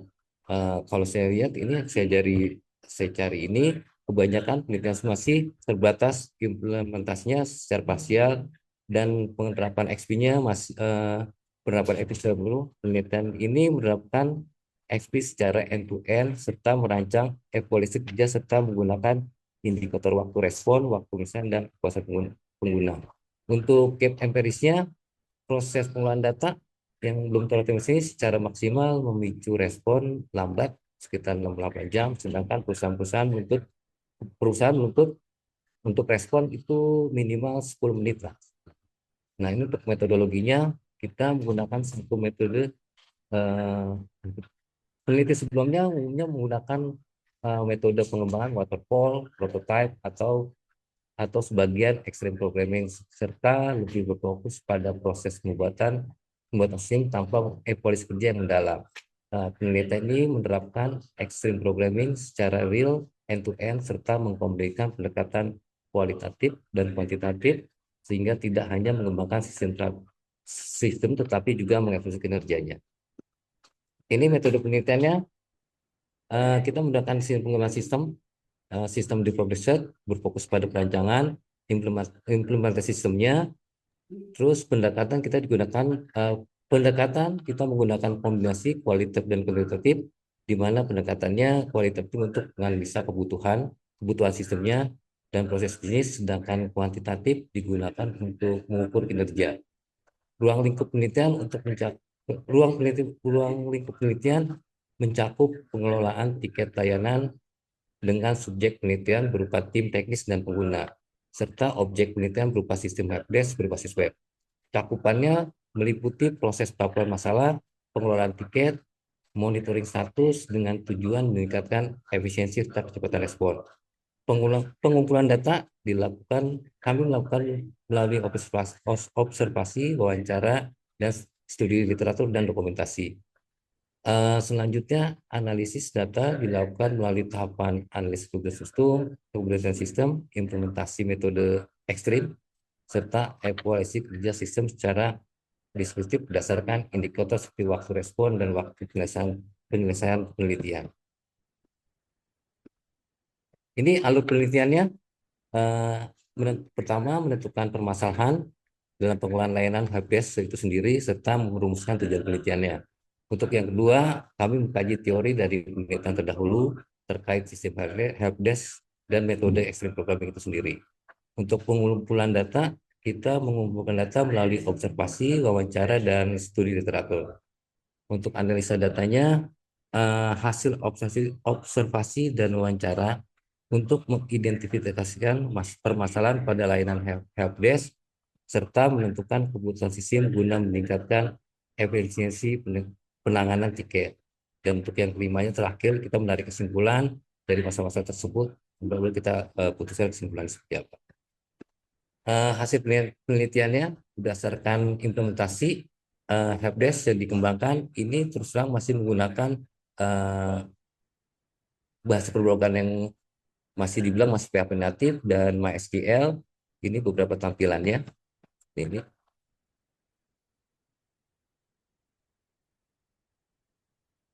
Nah, untuk kesimpulan dan sarannya, untuk kesimpulan utama, sistem helpdesk dibangun mempermudah klien dalam menyampaikan keluhan tanpa harus menunggu respon melalui telepon karena penanganan dilakukan berdasarkan nomor tiket. Yang kedua, penyimpanan data dalam database meningkatkan efisiensi kerja teknis dan helpdesk karena tiket dapat diakses secara langsung tanpa harus kembali ke kantor. Untuk keterbatasannya sendiri, sistem yang dikembangkan masih menggunakan teknologi dasar, itu PHP natif dan MySQL, sehingga memiliki keterbatasan dalam pengembangan fitur lanjut dan skalabilitas sistemnya.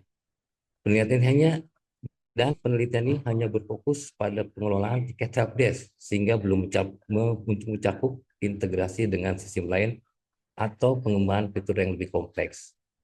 Proses pengujian sistem masih terbatas pada lingkungan tertentu, sehingga hasil implementasi belum sepenuhnya menggambarkan penggunaan secara menyeluruh. Untuk sarannya dan tindak lanjut, sistem dapat dikembangkan menggunakan framework atau teknologi lain yang lebih optimal dan modern.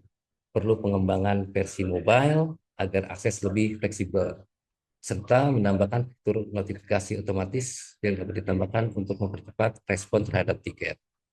Itu aja, Bapak, pemaparan dari saya, begitunya. Terima kasih, Pak.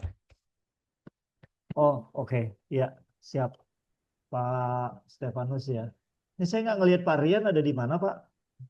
Pak Rian mungkin di sebelah ini. Enggak juga sih, Pak. Kayaknya ada izin ini. Kalau Pananda di samping. Iya, kalau Pak Nanda kan ada. Maksudnya nggak terlihat nih Pak Rian. Gitu. Terpaksa ini nilainya nggak masuk nanti Pak Rian kalau begini. Ya, kan absensinya nggak ada nih Pak. Gitu. Pak, Oh, kalau Pak Nanda ada tuh ya. Checklist sama saya. Ini ngomong-ngomong, saya terus terang dari tadi agak-agak sedikit ini juga sih, Pak. Bapak tampilan gambarnya hitam ini agak-agak sedikit ini juga sih, Pak. Iya Ini nih, saya dari apa, tadi. ini Pak, backlight. Enggak, Sama, iya. Enggak, saya kira sengaja, Pak. karena di daerah sana ada bau ini Pak, kayaknya ada binatang yang mati ya. Jadi aduh, jadi kurang ini nih. Kurang enak gitu ya. Makanya saya menyingkir di ke pojok. Baik Pak Stefanus ya, ini Iya, Pak. paparannya tadi tentang helpdesk ya, tentang tiketing. Iya, Pak. Jadi kalau menurut saya ini merupakan hal yang cukup penting di dalam suatu perusahaan karena ini keterkaitan dengan masalah critical response time ya. Karena kita tahu bersama bahwa perusahaan ini kan berjalan daily operation-nya itu kan tidak boleh terganggu, ya kan? Misalnya di salah satu cabang ada virus misalnya, dia nelpon ke pusat kan. Nah itu kalau penanganannya lambat, otomatis kan taruhlah dia itu misalnya teller Pak, Betul, Pak. ya kan? Nah kalau terganggu kan berarti tidak ada income yang masuk gitu. Artinya dia pasti istirahat, ya apa tellernya diserahkan ke yang lain sehingga jadi tidak maksimal tellernya ini. Dan kita tahu bersama bahwa di IT itu tidak boleh ada downtime. Ya, Betul, tadi Pak. saya lihat kan, SLA. iya SLA, Service Level Agreement-nya. Kalau saya lihat tadi kan 6 sampai 8 ya Pak ya. Iya, Pak. Gitu. Bahkan ini lebih kejam kalau saya lihat Pak Stefanus. Ini 10 menit loh Pak. Di kantor saya tuh 30 menit Pak. Ini responnya aja, Pak. Untuk respon, Iya, jadi gitu. Nah, berdasarkan itu kan biasanya ada skala prioritas ya Pak ya. betul, Pak. Dalam tiketing itu ada misalnya priority 1, priority 2, Betul. priority 3. Jadi ada macam-macam prioritasnya. Nah, yang bahaya itu kalau misalnya priority 1 nih. Nah, biasanya kalau priority 1 ini yang komplain ini board of director, presiden direktur. Wah, itu respon time-nya, Pak. Tadi nggak boleh nggak boleh lebih dari 30 menit, Pak. Kalau misalnya bagian CRC-nya nih gitu ya, engineer-nya telat gitu sejam, habis tuh, Pak. Gitu, kena lagu Indonesia Raya itu pasti. Kalau di tempat saya dibilang di keramas, Pak. Iya, makanya. Nah, saya mau pengen tahu aja Pak Stefanus ini untuk Iya. skala prioritas itu seperti apa sih Pak ininya Pak? Maksudnya Eh, paling pengkategoriannya gitu, yang mana yang prioritas 1, yang 2, yang 3 gitu, yang kira-kira misalnya yang berbahaya ini kan kayak board of director nih, ini kan berbahaya nih. Ya, berarti kan itu mau tidak mau, suka tidak suka harus beres ini. Engineer tuh pasti turun semua tuh kalau udah board of director, sampai ke manajer langsung nelpon tuh, wah cepetan itu, Babe nanyain tuh, cepetan naik gitu. Nah kalau yang lain mungkin yang skala prioritas yang 3 gitu ya, kayak nggak penting-penting amat, misalnya, Pak, ini kok komputer saya lambat gitu ya, tapi masih bisa jalan sih, oh ya nanti ya diberesin gitu. Nah itu mungkin bisa masuk kategori 3 gitu ya. Nah, maksud saya yang Pak Stefanus ada nggak kira-kira pengkategorian dari tadi skenario yang prioritas tadi, Pak? ini terus terang juga, Pak, ini juga lagi tahap penyusunan sama SME-nya, tapi kita kan lebih fokus kayak semacam ini loh, penyedia layanan internet juga sih, Pak. Tapi kayak kita juga sebenarnya kita juga subkon juga. Jadi misalnya ini link ini putus nih, nah itu yang pokoknya yang berbau-bau link putus itu udah prospekturnya udah merah, Pak, otomatis jalan itu. Nah itu Oh emang iya, dari benar. dari yang kejadian itu. Pas kita ke sana itu kita perlu ini Pak, kayak semacam dokumen untuk datang sana. Nah itu yang jadi PR itu sih, poinnya seperti itu sih. Jadi kalau dengan ini ya lumayan lah ngebantu, kita cuma Iya, nyetak sambil jalan atau tinggal kasih ke iya, dari itu aja sih Pak kemarin iya. Kadang-kadang kan kalau ngajarin. tidak dengan tiketing kan tidak Ya, terkontrol, Pak, ya, dengan email misalnya lewat, dengan telepon misalnya lupa gitu. Kalau tiketing ya, ini kan tidak bisa, jadi mau nggak mau tiket itu harus close gitu. betul Pak. Ya kan, kalau dia masih ngegantung, bos akan ngelihat nih di laporannya, loh ini kan masih ngegantung nih, problemnya di mana gitu ya, apa perlu eskalasi misalnya ke first Aduh, level, second level, kan macam-macam urusannya betul gitu. Pak. Baik Pak, untuk luarannya sendiri sudah direncanakan Pak, ada mungkin di ini nanti. Ini sedang proses sih Pak, tapi agak khawatir dengan judulnya. Tapi kita lagi paksa jadi proses sih Pak. Kemarin udah minta ini sama Pak Rian, Pak Nanda juga. Lagi proses sih Pak. Ya semoga Ya, lah Pak soalnya ini buat lancar. laporan akhirnya Pak, buat nanti Betul di Pak. attach ke linknya gitu. Oke, iya Pak. Rasa cukup Pak. Oke, terima kasih Pak. Ya, Terima kasih banyak masih Pak. banyak nih ya Salam. kontribusinya. Oke. Silakan Pak Ari. Terakhir ya Pak Ya, Ari ya. sama-sama. Silakan Pak Ari. Masih ada saya, Nanti Pak. Rehan langsung aja. Masih ada saya, Pak. Pak Raihan nanti aja ya. Semester 8 Buka Pak. aja Rehan. Jangan, Pak. Padahal kapan-kapan. Saya izin share screen Pak Salman. Ari. Ya, sebentar.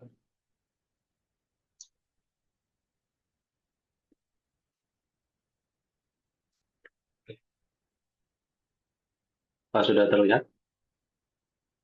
Belum, Pak. Belum. Oh, sudah, Pak. Sudah. Oke, sip. Ya, baik. Terima kasih Pak Sawan. Saya mulai. Bismillahirrahmanirrahim. Assalamualaikum warahmatullahi wabarakatuh. Terima kasih yang terhormat Pak Salman Farizi Menkom selaku reviewer diseminasi. Izinkan saya perwakilan kelompok kami untuk mempresentasikan hasil penelitian kami yang berjudul Merancang Bangun Sistem Informasi Iuran Pengelolaan Lingkungan atau IPL berbasis web dengan metode XP. Studi kasus kami di PT GGI, Geria Garnia Indah. Di sini saya ada beberapa teman ya. Ada tim dosen, ada saya sendiri, Ari Putra, lalu ada Pak Ananda Syarif Hidayatullah, Pak dan Nanda juga ada di Pak mana-mana Yusuf. nih Pak Arif nih. Apa tuh Pak? Di mana-mana ini PKM Iya, ada. ada, waduh banyak banget ini. Waduh, dia Ya, ada di mana-mana Pak dia. iya, iya. Ya, lanjut, Pak Arif. Lanjut ya. Lalu dengan Pak Yusuf Taigo Permana. Dan juga kami bawa satu mahasiswa namanya Salwa Hafita. Jadi saya lanjut. Nah, pendahuluan dan latar belakang dari konteks masalahnya, pertama itu di fenomena utama, pengelolaan iuran ITL ini masih manual, sehingga proses pencatatannya, monitoring, dan pelaporan itu belum berjalan secara optimal. Lalu data dan faktanya, setelah rekapitulasi pembayaran itu butuh waktu yang lumayan lama karena manual. Dan ada risiko kesalahan human error dalam pencatatan pembayaran, denda, dan sebagainya. Lalu monitoring juga jadi belum real time karena butuh waktu untuk proses. Ya. Lalu laporan keuangan di accounting-nya menjadi belum terintegrasi dan belum transparan. Lalu relevansi bidang dengan penelitian kami ini ada di web, ya, web, basis data, RPL, yaitu semuanya mencakup.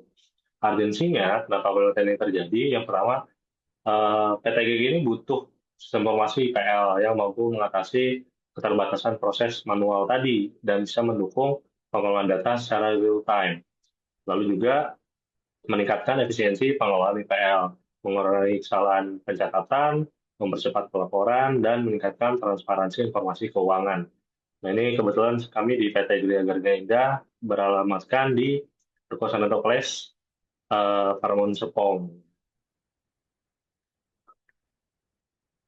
Lalu gap penelitian kami, yang pertama di bagian literatur, sebagian besar itu yang sudah dibuat itu rata-rata hanya di RT, PPU, sekolah, perumahan, tapi tidak ada yang di estate, benar-benar real estate, karena PTG ini bergerak di bidang real estate yang harganya di atas 1M. Jadi tentu beda pengaplikasiannya, lalu cara bersosialisasinya juga akan berbeda. Lalu gap empirisnya, nah ini pencatatan yang masih manual, ada keterlambatan rekapitulasi, kesalahan juga sering terjadi, dan kurangnya transparansi laporan. Lalu gap metodologi, sebelumnya yang kami lihat di pustaka-pustaka yang lain, itu rata-rata menggunakan waterfall, Scrum, atau RAD. Sedangkan di kami menggunakan metodenya ekstrim, karena aktifnya sosialisasi, diskusi bersama tim dari estate PT GGI. Jadi kita lebih baik menggunakan extreme programming. Lalu metodenya, seperti tadi kita menggunakan metode research and development. Fokusnya kami mengembangkan di IPL-nya saja dalam berbasis web, untuk web. Modelnya kita pakai XP. Lalu pengembangannya dilakukan secara iteratif atau lebih cepat berdiskusinya. Ya. Lalu dari incremental agar sistem dapat menyesuaikan kebutuhan. Lalu pendekatan dan jenis risetnya, pertama menggunakan pendekatan kualitatif dan terapan ya, applied research, jadi sambil bertanya, sambil kita implementasikan. Lalu pendekatan kualitatif juga untuk memahami kebutuhan pengguna melalui observasi dan wawancara. Lalu jenis penelitiannya, kita pakai sistem development research yang bertujuan menghasilkan aplikasi yang dapat digunakan secara nyata dalam pengelolaan IPL-nya. Lalu menggunakan metode pengembangan perangkat lunak extreme programming. Nah, ini ruang lingkupnya, pengelolaan data unit atau rumah yang ada di kawasan PT GGI, lalu pengelolaan data billing IPL, pencatatan pembayaran IPL, monitoring tunggakan, pembuatan invoice, penyajian laporan, lalu juga dashboard statistik yang secara real-time bisa dicek. Batasannya ini hanya berbasis web, belum ke apps, Lalu database-nya pakai MySQL, lalu tidak membahas integrasi pembayaran online. Jadi masih mencatat secara manual. Lalu bukan manual, mencatat secara sistem tanpa terintegrasi dengan bank. Lalu digunakan pada lingkungan operasional PT GGI saja. Lalu subjek dan objek penelitiannya, pihak yang terkait dalam pembangunan sistem ini ada admin sistemnya, bendaharanya juga, manajemen PT GGI, selaku head-nya juga ada. Objeknya, proses pengelolaan iuran pengelolaan lingkungan, IPL. Lalu data ini ada juga customer-nya, lalu ada data billing, pembayaran PL, dan data laporan serta monitoring tunggakan atau denda yang akan di-manage di dalam aplikasi kita juga. Cakupan kriterianya, pertama cakupan penelitian, analisis kebutuhan pengguna, tentunya perancangan sistem, implementasi aplikasinya, lalu pengujian sistem menggunakan black box testing. Lalu kriteria yang dikembangkan oleh kami mudah digunakan atau user friendly karena ada kemungkinan pengguna ini menggunakan tab atau handphone pada saat di lapangan. Lalu aman dalam pengelolaan data, mampu menampilkan laporan secara cepat, real time, lalu memiliki fitur audit dan histori perubahan data. Fokus variabelnya kecepatan catatan pembayaran, akurasi data pembayaran, kemudahan monitoring tunggakan, efisiensi penyusunan laporan, juga transparansi informasi pembayaran. Nah, pengumpulan datanya yang kami lakukan adalah observasi tempat, wawancara, kami melakukan studi literatur juga, ada dokumentasinya juga, dengan salah satu PIC Head of Estate-nya PT GGI. Lalu ini analisis data yang kami lakukan. Pertama mulai mengidentifikasi kebutuhan pengguna dulu, menentukan fitur apa aja yang perlukan di sistem nantinya, lalu menyusun desain database-nya seperti apa, merancang proses bisnis dan antarmuka sistemnya, desain segala macam. Lalu kita mengembangkan aplikasi menggunakan PHP dan MySQL. Lalu pengujian sistemnya kami pakai black box dan menguji semua output yang dibutuhkan, laporan dan sebagainya, print out, Google Sheet dan sebagainya. Lalu mungkin evaluasi dari mereka, mengumpulkan feedback pengguna yang bisa kita jadikan terapan dan kita implementasikan nantinya, lalu melakukan perbaikan sistem pada setiap iterasi pengembangan. Jadi setiap feedback yang diberikan, kami langsung melakukan pengembangan lanjutannya. Nah ini tadi alur penelitiannya sudah kita sebutkan, kecuali mungkin nanti kesimpulan ada di slide terakhir, yaitu next. Nah hasilnya, sistem PL sudah terbentuk, ya, digitalisasi pengelolaan PL sudah terbentuk, mempercepat pencatatan pembayaran juga, mempermudah monitoring tunggakan, menyediakan laporannya juga sudah real time, mendukung pengambilan keputusan manajemen ketika ada kenaikan rasio bayaran, rasio denda atau sebagainya itu jadi lebih cepat.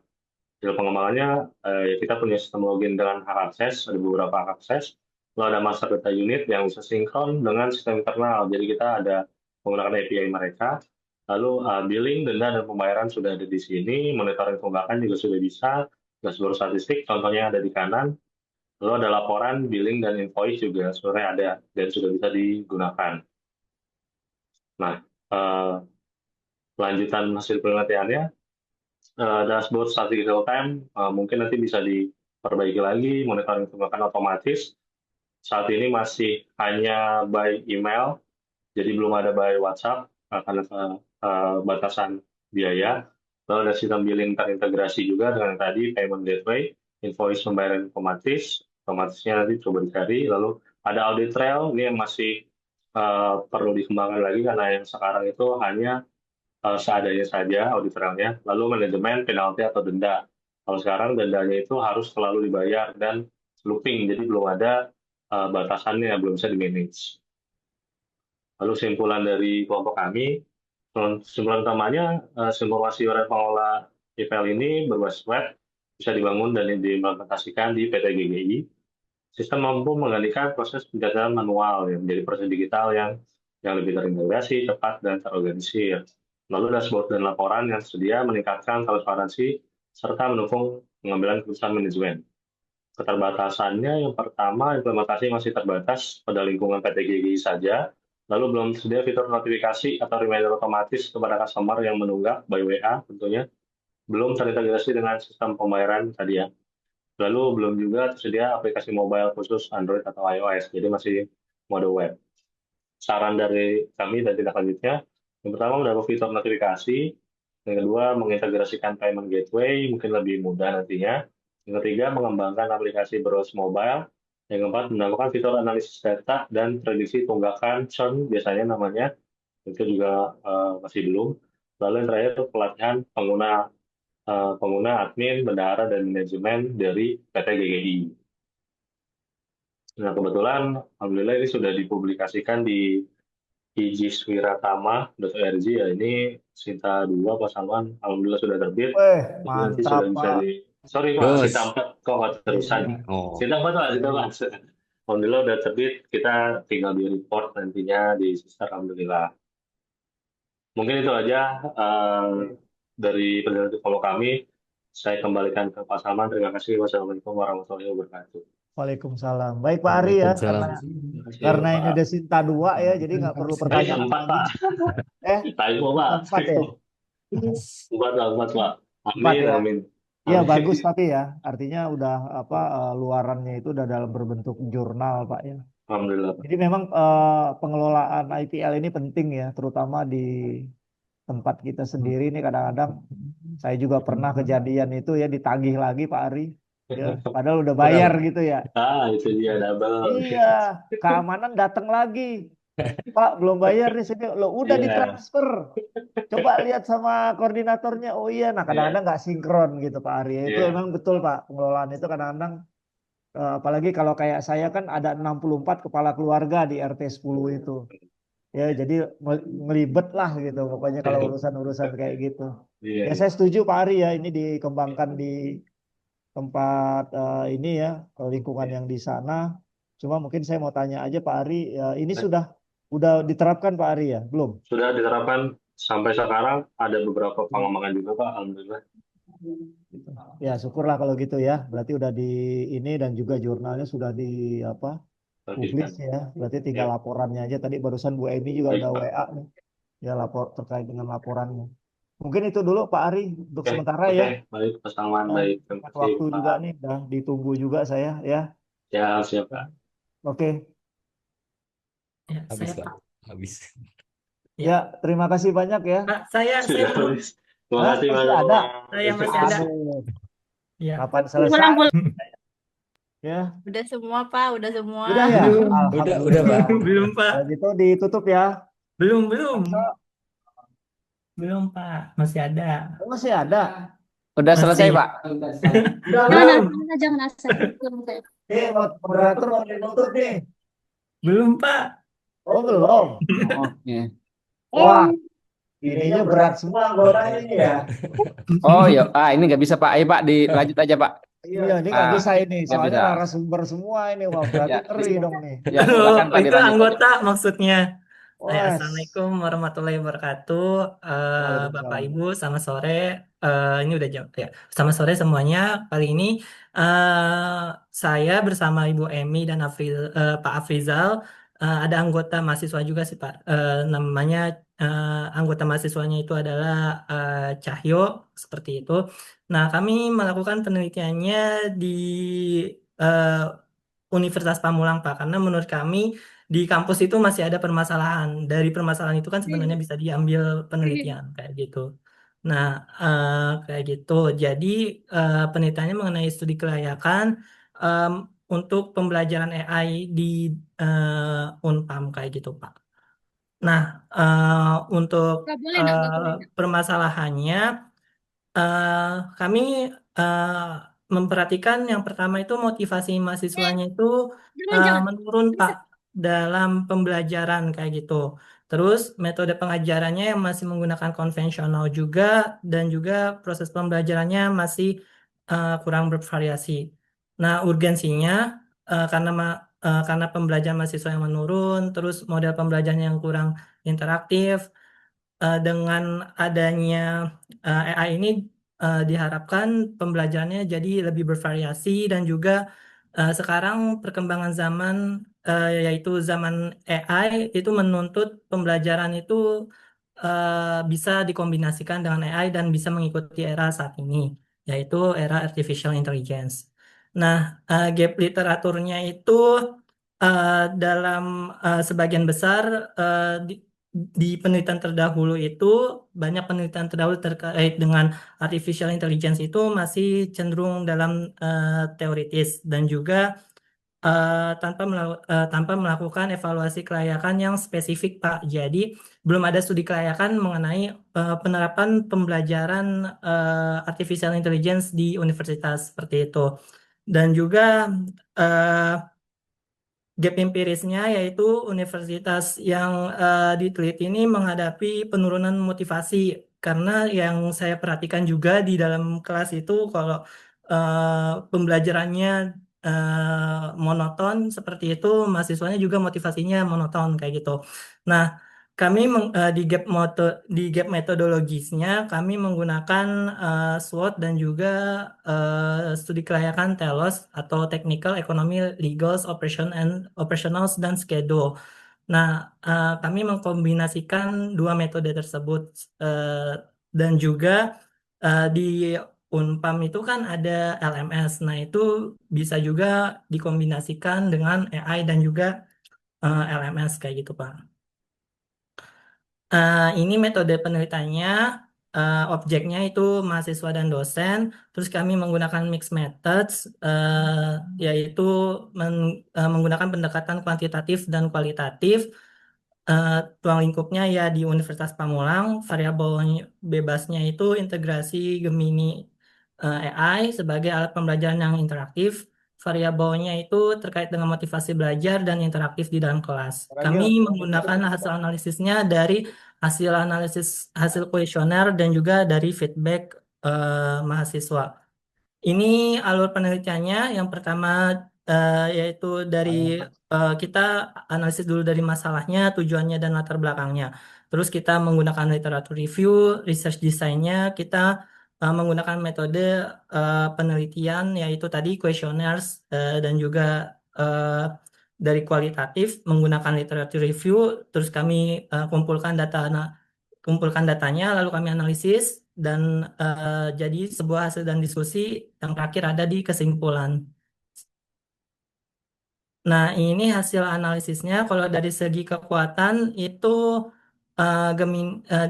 yaitu AI ini dapat meningkatkan motivasi mahasiswa dan juga bisa memberikan konten pembelajaran yang lebih beragam. Kelemahannya, internet di universitas ini masih kurang bisa diandalkan kayak gitu. Nah, terus juga peluangnya ini sangat besar kalau misalnya kita bisa kombinasikan dengan AI kayak gitu. Ancamannya ya mungkin mahasiswa akan merasa ketergantungan dengan AI. Nah, ini dari segi analisa telosnya, dari segi teknologi, ekonomi, legal, operationals, dan schedules. Kalau dari teknologi bisa memberikan pembelajaran yang interaktif. Kalau ekonomi, ya intangible benefit seperti motivasi, akses pengetahuan yang lebih luas. Kalau dari hukum itu ada hukum yang mengaturnya, yaitu terkait dengan perlindungan data pribadi. Kalau operasional sebenarnya sudah terpenuhi, tapi keterbatasannya hanya di jaringan dan juga mungkin perlu training juga terkait dengan dosen-dosen di Universitas Pamulangnya seperti itu. Nah, kalau untuk penjadwalannya kita mengikuti penjadwal dari penelitian yang diadakan saat ini, berarti 1 tahun seperti itu, 6 bulan sampai 1 tahun. Nah, ini untuk hasil analisisnya yang sudah saya mention sebelumnya. Nah, kesimpulannya dengan menggabungkan dengan analisis yang tadi saya gabungkan antara SWOT dan TELOS, kesimpulannya ini sangat bisa diimplementasi di kampus kita, Pak. Nah, tapi keterbatasannya ada di jaringan dan mungkin di staf tenaga pendidiknya itu yang harus kita training lagi. Kayak gitu. Tindak lanjutnya pembelajaran penelitian ke depannya pembelajarannya bisa jauh lebih interaktif dan tidak monoton seperti itu, Pak. Ya, itu aja Baik, sih, Pak, dari saya. ya baik Pak Rehan ya. Makasih nih buat paparannya ya. Saya lihat ini analisis datanya cukup ini ya apa lengkap ya. Ada SWOT analysis, saya lihat juga ada strength, weakness, opportunity sama threat, kemudian ada telos juga ya. Penyajiannya dalam infografis ini cukup lumayan apa bisa melihat secara jelas ya. Kalau dengan infografis kan kita lebih cepat melihatnya. Nah, ini cuma memang tadi terkendala Pak ya, bukan hanya sekarang aja Pak. Jadi memang dari dulu itu masalah jaringan internet di kita ini memang apa, salah satu kendala ya, sehingga agak sulit juga kalau mau diimplementasiin di sini ya. Apa sepertinya harus dibereskan dulu nih masalah bandwidthnya ya. Termasuk saat ini juga kan kita tahu kalau kondisi sekarang juga, apalagi kalau hari Sabtu ya, itu apa agak lemah gitu. Jadi saya pikir sih nggak ada masalah ya karena ini penelitian ya. Toh nanti juga kalau misalnya nanti suatu saat dibutuhkan, kalau jaringan kita udah oke gitu ya, ini bisa diimplementasikan gitu. Nah mungkin hanya pertanyaan saya secara singkat aja Pak. Ini apakah tidak ada yang lain ya selain Gemini misalnya? Apakah ada alternatif pendekatan lainnya kalau misalnya kita menggunakan selain daripada AI Gemini? Itu aja Pak Raihan. Ya, sebenarnya di dalam penelitian ini kami sebelum memutuskan Gemini itu sudah komparasi dengan AI lain, Pak, kayak misalnya Copilot, terus juga Oke, ya. ChatGPT, eh, terus juga kami komparasi dengan Cloud AI. Nah, eh, dan juga ChatGPT kayak gitu. Nah, untuk ChatGPT, terus kayak Meta AI dan lain-lain itu, kalau misalnya kita memberikan suatu input gitu. Nah, input yang dihasilkan itu cenderung kurang akurat, Pak, atau kita biasa sebut sebagai halusinasi gitu, Pak. Jadi, untuk algoritma biasnya itu cukup tinggi kayak gitu. Kalau Gemini AI itu dia lebih logik ya, logiknya itu lebih dapat dibandingkan menggunakan ChatGPT atau Meta AI kayak gitu, Pak. Jawabannya seperti itu. Jadi kami sebelumnya juga sudah komparasi nih Pak dengan AI yang lain seperti itu. Coba nggak Sehingga kami memutuskan untuk, ditampilin aja ya Pak Raihan ya di slide-nya ya. oh oke Pak. Mungkin ke Di depan kalau slide, ya di mungkin ke depan slide-nya ini di ininya sih Pak, bukan di slide tapi di di jurnalnya Pak. ilustrasinya ya, di jurnalnya ya. Iya, Iya, ya mungkin ke depan apa penyajian datanya juga kalau kita bicara misalnya kayak tadi ya. Nah, itu perlu mungkin masukan dari saya nanti ditampilkan juga komparasinya, Pak. Sehingga kita bisa lihat ya persentasenya itu antara yang lain yang mana yang lebih dominasi yang bisa dipakai. Biasanya gitu tuh. Kayak kita misalnya mau beli barang nih, kalau atasan saya dulu ya, dia orang India nih, ya. Jadi kalau mm-mm. kita mau beli barang itu minimal harus ada 3 supplier nih untuk komparasinya gitu, ya. Dia tidak akan melihat masalah harga gitu. Nah, dia lihat nanti apa secara logiknya itu ya, yang mana yang terbaik tuh. Mungkin di sini harganya lebih murah, tapi di sisi lain supportnya lambat gitu ya. Di sisi lain, nah itu yang nanti dia pilih. Jadi biasanya tidak melihat harga, tapi akan dilihat sama dia kelebihan-kelebihannya. Nah itu yang dijadikan dasar, nanti itu akan digunakan yang sesungguhnya. Itu aja Pak Raihan masukan dari saya. Iya Pak, Kemudian terima kasih. untuk eh, jurnal sendiri tadi sudah ya Pak ya? Iya, sudah di Sinta 4 Pak. Sudah Sinta 4 ya. Oke, Iya, oke. Berarti bagus lah kalau begitu ya. Tinggal dilengkapi aja nanti laporan. Itu. Saya rasa cukup nih ya, Pak Raihan. ya terima kasih juga Pak. Ya, Udah mengganggu waktunya juga, maaf sebelumnya. oke, nggak apa-apa. Ini soalnya saya juga Dibilang udah semester ditunggu nih. 8 Pak Rehan. Pak Samso juga udah tahu nih ya, saya udah ditunggu. Banyak banget ini. Gitu. Ya, saya rasa cukup ya. Terima kasih banyak buat atensinya teman-teman yang ada di SI ya. Mudah-mudahan lancar. Terima kasih Pak Ya, Salman. Thank you, mudah-mudahan Mas. sukses selalu ya. Saya Terima kembalikan lagi kasih ke Pak Salma. ya Terima kasih, sama-sama. Pak. Saya kembalikan Terima lagi ke kasih, terima kasih. moderator. Silakan Pak Samso di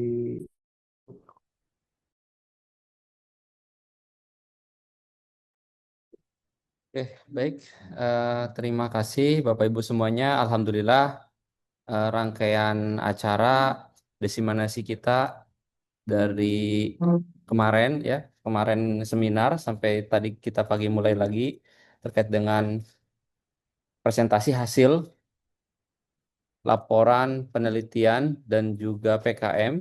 Ya, alhamdulillah kita sudah. Nah, ini untuk reviewer Pak Salman nanti terkait dengan recording. Mungkin di awal saya coba share dalam bentuk link aja, mungkin link YouTube mungkin nanti saya coba masukkan.